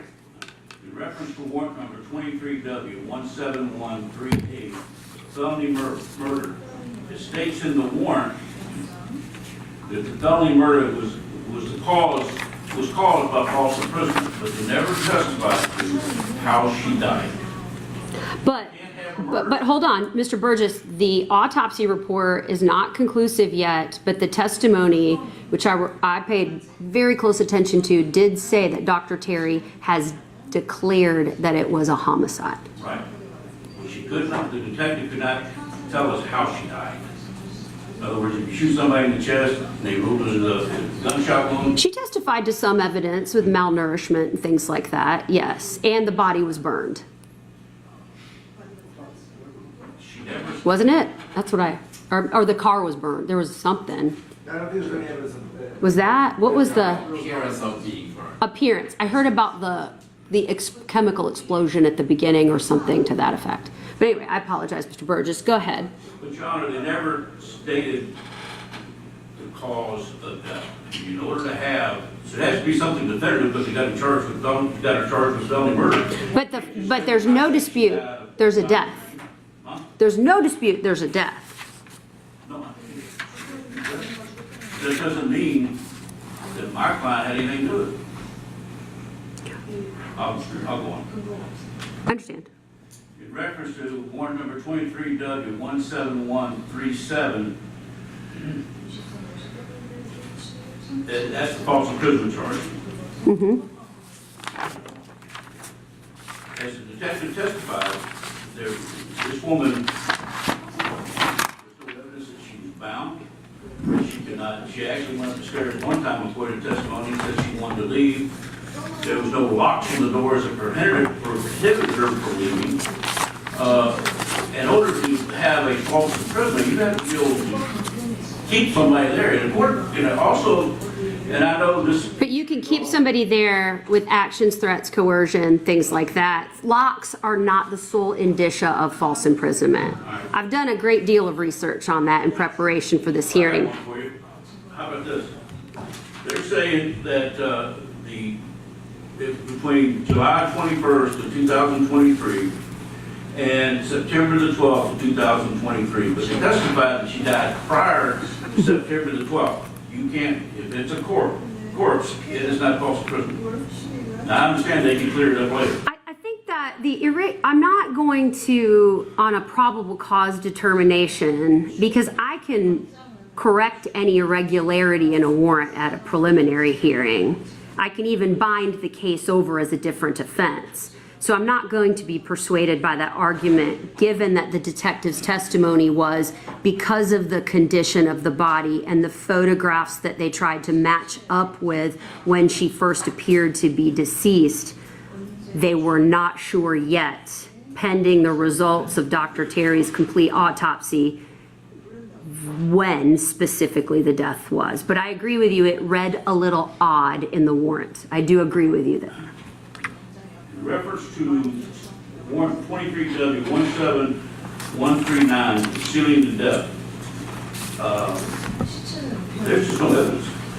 My client was involved in that. Now, some of these other people, you might be able to make an argument were, but there's no testimony given that she was involved. In fact, when it had to do with cleaning up the basement, she sent them down there to clean up mold, not the blood. Okay, I do recall though, wasn't your client, didn't she indicate to the detective that she just thought that the person had, that the victim had gone back to Korea? That was her statement to the detectives when asked about it. And she lived in the residence and there were text messages. But there's no evidence that my client carried the body out and put it in the trunk and drove the car away.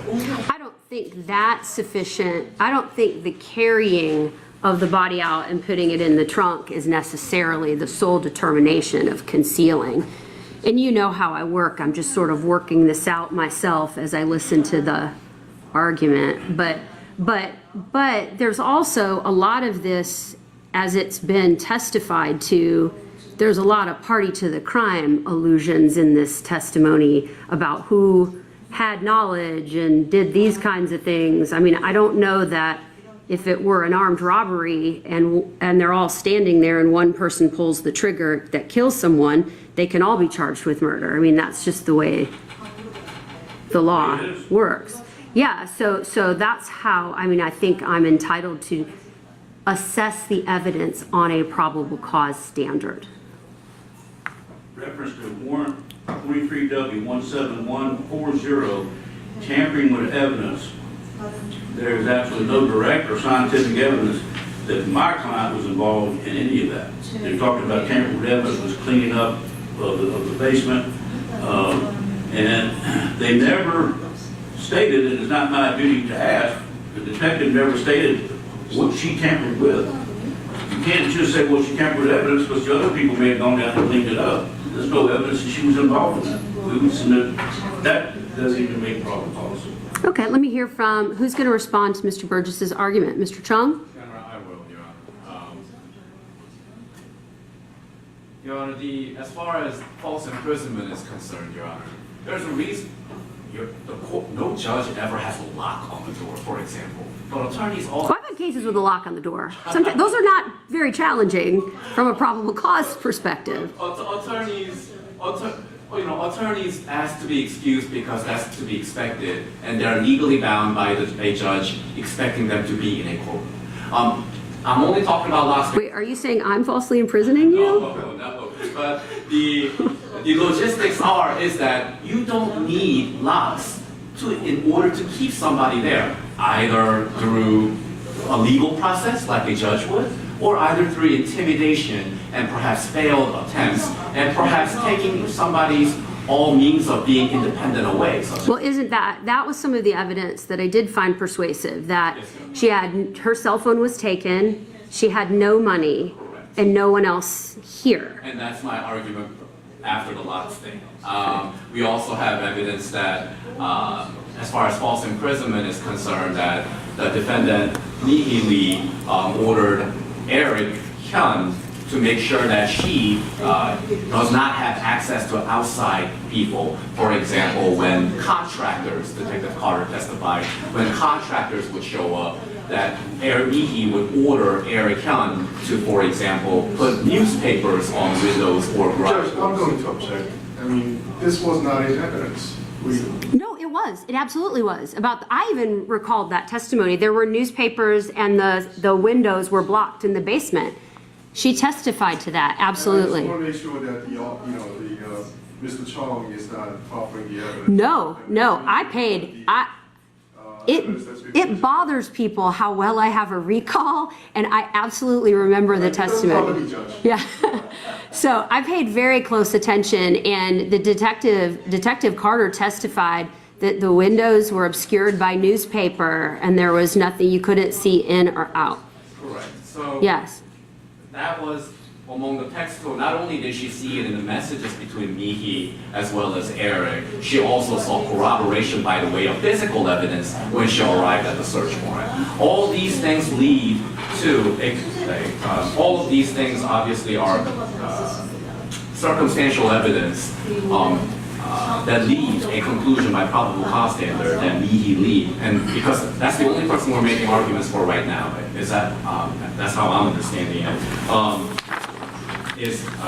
contributes to false imprisonment. As Your Honor has already stated, felony murder-wise, Your Honor, the testimony unequivocally was that the victim, Sehee Cho, listed in the warrant, and it was the detective's understanding, based on the evidence that she has seen from messages and photos, that she had passed some time between the dates alleged in the warrant. And what she saw with her eyes, because she was the one that opened the trunk, I guess, or had the car taken to the medical examiner without the body removed. Yes, I believe that was the testimony. So, so for the state, as far as Mihee Lee is concerned, bottom line is that she participated by directly committing, the state would argue, false imprisonment, and if not directly committing, at the very minimum, aiding or abetting or advising and encouraging or counsels another, meaning Eric Hyun,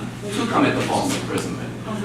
There was a death, according to detective's testimony, that there was the manner of death was a homicide, meaning and it was a loss of life caused by actions of another. Given that the evidence that's the way it's played out before the court, Your Honor, I'm submitting to you that false imprisonment and felony murder has been met as far as the, am I talking too fast? Oh, sorry. As far as false imprisonment and felony murder by the standard of probable cause, we argue that it's been met. As for 23W17-139 as well as 23W17-140, those are the concealing death of another and tampering with evidence. Your Honor, Detective Carter did testify that she, by the way of being a homicide police officer, can smell and train by her experience to detect odor, for example, to know where a dead body may be or the existence of a dead body. She also testified that initially there was an overwhelming smell of Clorox and Febreze. I'm not sure if I'm quoting the exact products right, but She said Clorox and Febreze. Excellent. All right. So, but the bottom line to the state, Your Honor, is that these are actions that lead, that potentially conceal that there was a dead body at some point. Of course, you heard the testimony. Well, then they all also lived in the same residence, and then there was what was in the trash that was being brought out on the day the detectives arrived at the residence. Yes, Your Honor. And of course, the next argument was going to be that in the trash that the police searched through, they found a pajama as well as all The bottom she was wearing in the last photo taken. Yes, in already decomposing state. Yes. Which would indicate somebody found her in that state, because there was a photograph of her. Therefore, the concealing death of another and tampering with evidence by the probable cause standard have been met. I would submit to you. Finally, false statements. It is the state's position that the defendant knowingly and willfully concealed or covered up a material fact by false representation to an agency of the government of any county. Knowingly, Gwinnett County, and the agency being police department, by lying to Angela Carter that the victim had left Korea with her mother. Now, of course, we don't have some sort of confession from Mihee Lee saying, okay, police, I lied about that. But we have circumstantial evidence by the way of her children, the way some of them testified. For example, Joonho David Lee. Not testified, gave statements. Yes, gave statements. Joonho David Lee at first said the victim left to Korea, as did some number of other defendants did. And then they all corrected later when confronted with the victim's death, that they knew that the victim was, some of them at least, knew that the victim was dead in mid-August or whatever Ms. Carter testified to. So bottom line to... Well, and it was according to Detective Carter, Ms. Lee that instructed the others to, quote, clean it up, right? That was her testimony. So, in totality, Your Honor, under Mihee Lee, all warrants have been, I believe the burden of proof on all warrants have been met. We ask that you bind over these warrants as charged. And she lived in the residence. Correct. And I do find, Mr. Burgess, this is a probable cause hearing, and the standard is much less than what would be required at trial. I think there are going to be more layers to this case, but I do find that the state's met its burden of probable cause. I've listened carefully to the testimony with regard to Ms. Lee. I don't find, I find that there's sufficient evidence, although is it a more unique charge on felony murder because the predicate offense is false imprisonment? That does meet the standard under the law for felony murder, and how the false imprisonment, at least based on the testimony I heard, I find that there's sufficient evidence for that charge as well under the totality of the circumstances, the blend of both circumstantial and direct evidence that's been given to me today. Of course, the interesting thing that comes up at preliminary hearings is there might be more witnesses, but the only witness I received today was the state's witness recounting the testimony, recounting the investigation in this case thus far. So I am binding over all of the felony warrants as to Ms. Lee, 23W17141 for false statements, 23W17139, concealing the death of another, 23W17140, tampering with evidence, 23W17138, felony murder, and 23W17137 as false imprisonment. I just, for purposes of probable cause, am not persuaded by the "she was free to leave" argument in this particular hearing as to your client in particular for purposes of this finding. As far as with regard to bond, I know you are an excellent attorney, Mr. Burgess, and have probably already instructed Ms. Lee, but this court is without jurisdiction to consider any bond given the nature of the felony murder charge. So Ms. Lee, Mr. Burgess will instruct you as to what happens next, but all I have done is allowed the case to continue. That's it. All right, Mr. Drake? Judge, for purposes of this hearing, I'm just going to Okay. You're not going to make it's an interesting argument on that gang charge, but you're just going to leave it on the dance floor, so to speak. I do find, based on the totality of the circumstances, Mr. Joonho David Lee, I have paid very careful attention, but again, all I'm doing today is determining whether the state's met its threshold burden of probable cause.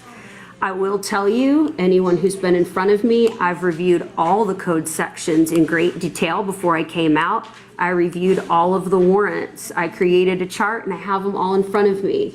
So based on my interpretation of the law at this point, including the definition of criminal street gang as the law requires me to apply, I do find that the state's met its threshold burden of probable cause for all the warrants related to Mr. Juoonhym Lee, that is 23W 15987, 15984, 15985, and 15986. Those are concealing the death of another, false imprisonment, felony murder, and tampering with evidence. And then the gang charges that are 23W 16048, 042, 047, 044, 049, 050, 046, 043, and 045. Although I'm sure there are going to be some interesting arguments in a subsequent hearing about that gang charge. This isn't anything other than a strict interpretation of the statute for purposes of today's proceeding. And I'm sorry, right now it's not being translated. Oh, it's not being translated? Are you not translating? I'm looking at you, ladies. Are either one of you translating? Oh, okay. Can you hear?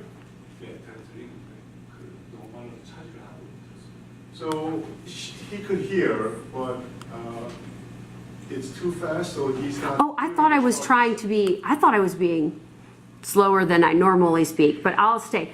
Basically, to reiterate, the gang charges, I do find that at least for purposes of probable cause, and I will share with counsel that I reviewed the statute that defines criminal street gang. The predicate offenses as defined by that statute or any offense defined as a racketeering activity under 1614.3, which I pulled, and false imprisonment, tampering with evidence, and homicide are in fact predicate offenses under that statute. A, B, and D don't have anything to do with money, which is an interesting argument. But again, for purposes of probable cause, I do find that there's sufficient evidence to bind over those gang charges with regard to Mr. Lee. Mr. Park, do you have any argument? On behalf of Mr. Juoonhyum Lee, the defense submits. Yeah, I figured when I tried to explain it that would happen when I ruled, but I hope Mr. Park and Mr. Lee, you understand that I paid attention and I came out prepared. Although it's just a probable cause hearing, I understand that I have to look at the offenses and every element therein to determine whether probable cause it has been sufficiently met as the state's burden. And I do find also, Mr. Lee, that the state's met its burden with your warrants that are 23W 15993, 15994, 15992, 15991, and those are for tampering with evidence, concealing the death of another, felony murder, and false imprisonment, as well as the gang charges 23W 16060, 063, 056, 059, 057, 055, 058, 062, and 061. Mr. Kim, I wonder if you're going to say I just submit too, unless there's a brilliant argument that you would like me to consider, which I would be happy to do. Judge, on behalf of Mr. Lee, we will submit as well. With the exception to the criminal street gang, I understand the court's argument. It's not really an argument, it's just my interpretation of the law, because in reviewing these warrants, and that's all I had, obviously, when I came, I usually pull the code sections and I pulled them to cross-reference, but I know there's probably going to be some arguments about this later, but enlighten me if there's something I have missed or omitted or failed to consider. And Judge, I'm going to keep it extremely short. I think No the worries. testimony of Detective Ricks did not identify sufficient evidence that Mr. Gawom Lee was not only a member but trying to maintain or gain or join the status of the alleged soldiers. And I think my determination on probable cause related to that is the admission by all of the defendants that they were members of the organization. And there was the testimony about the patch and about the initiation, the postures, the enough, I guess, ceremony to it, for lack of a better way to put it. I am interested about how the argument, it is unique in the sense that usually a gang activity has to do with money or drugs or something a little more basic. But the interesting thing about it is that the definition of criminal street gang is fairly broad under the law. And I think it's met for purposes of this hearing, right? And then your client having admitted and that the testimony related to what your client did as part of the recruitment and initiation process is sufficient on a probable cause standard. So I just feel like I'm going to give you the reason why I'm binding it over. But I do find Mr. Lee that warrant number 23W16001, 15999, 16000, and 16002 for tampering with evidence, false imprisonment, felony murder, concealing the death of another are bound over the state having met its burden on probable cause. With regard to 23W16073, 075, 074, 072, 070, and 071, the gang charges for the reasons previously stated, I do find the state's also met its burden for probable cause. Mr. Whitman? Okay, I feel like you wanted, I feel like I cheated you guys by not just ruling all on in the end, but. No, I was going to submit it anyway. Okay, you're just trying to make me feel better, Mr. Whitman.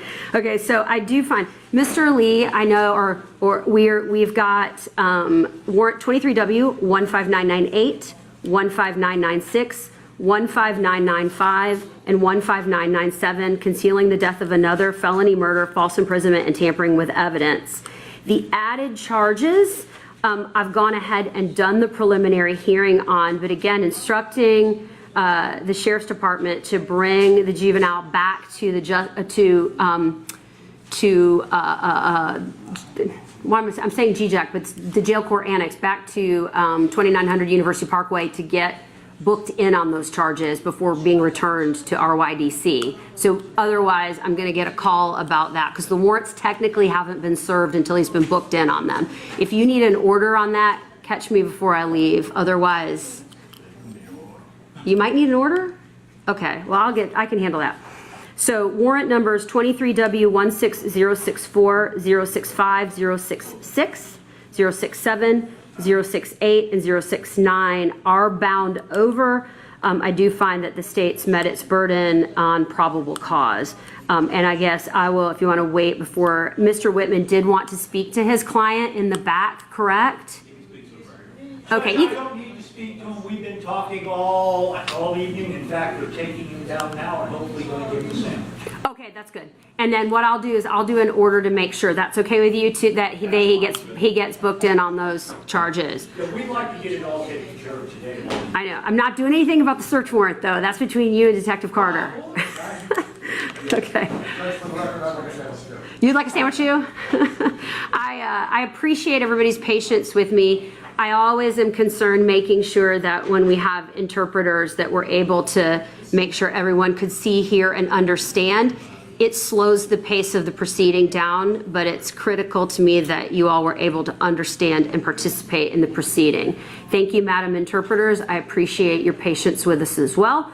If there's nothing further for the record, nothing, speak now? All right. Okay, then we're off the record and court is adjourned. What do you want my order to say?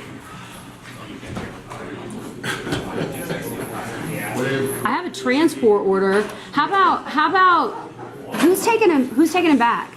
Transport people won't take it back. Okay, so why don't I do a transport order that just says for booking in on the, I might have Mr. Whitman look at my warrant, look at my order first. I just don't know if the jail. Well, they don't need to do a first app, so I'm gonna call the jail and make sure they know that. They'll probably take it down. Yeah. It's not that late, it's only 6 o'clock. You were very eloquent, as usual, Mr. Burgess. I was hoping a little more for an argument. I leaned over and asked Scott, I said, you gonna make an argument? Oh, yeah. That's why I made one. Then he goes, awesome, man. Well, Threw me right out of the box. it's an interesting case. I'm gonna do a transport order now to get, I did one earlier, but I gotta get them booked in, and that's a little unusual on those warrants, because we have to bring them from RYDC, as you know, when you represent juveniles. How many cases, how many?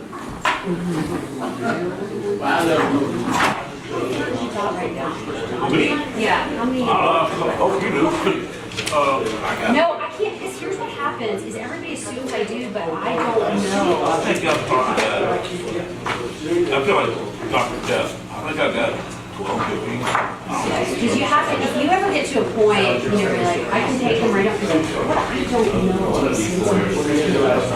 Like, I have dated, people get over farm, so I don't know. So if you, like, so I might think, okay, I just gave you all if somebody retains and they don't tell me, do you know what I mean? Yeah, no, I'll tell you if I get over. Yeah. That's really nothing else. Lawrence will give me every once in a while like an email just to say, hey, this is what's, and he gives me more details than I actually need, but I try not to be too. So I've got the transport order to transfer the accused to the Gwinnett, what should I say, the Gwinnett County Detention Center for Focan. Right. You can send that transport. Can I just send it to GCSO transport? Yeah. Can I get a copy to you too?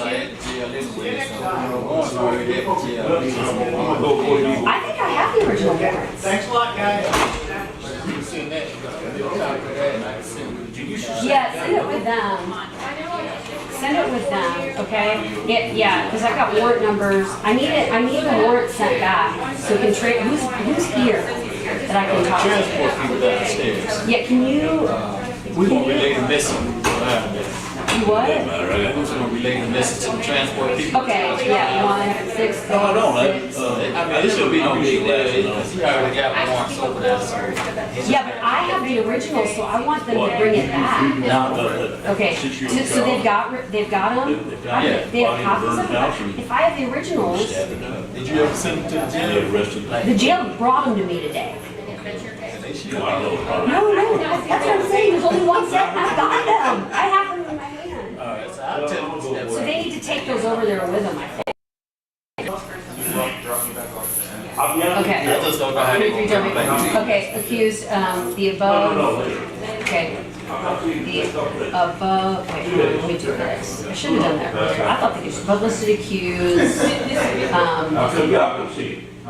had a preliminary hearing on October 19th, 2023. At the hearing, he waived his first appearance on the above Thank you.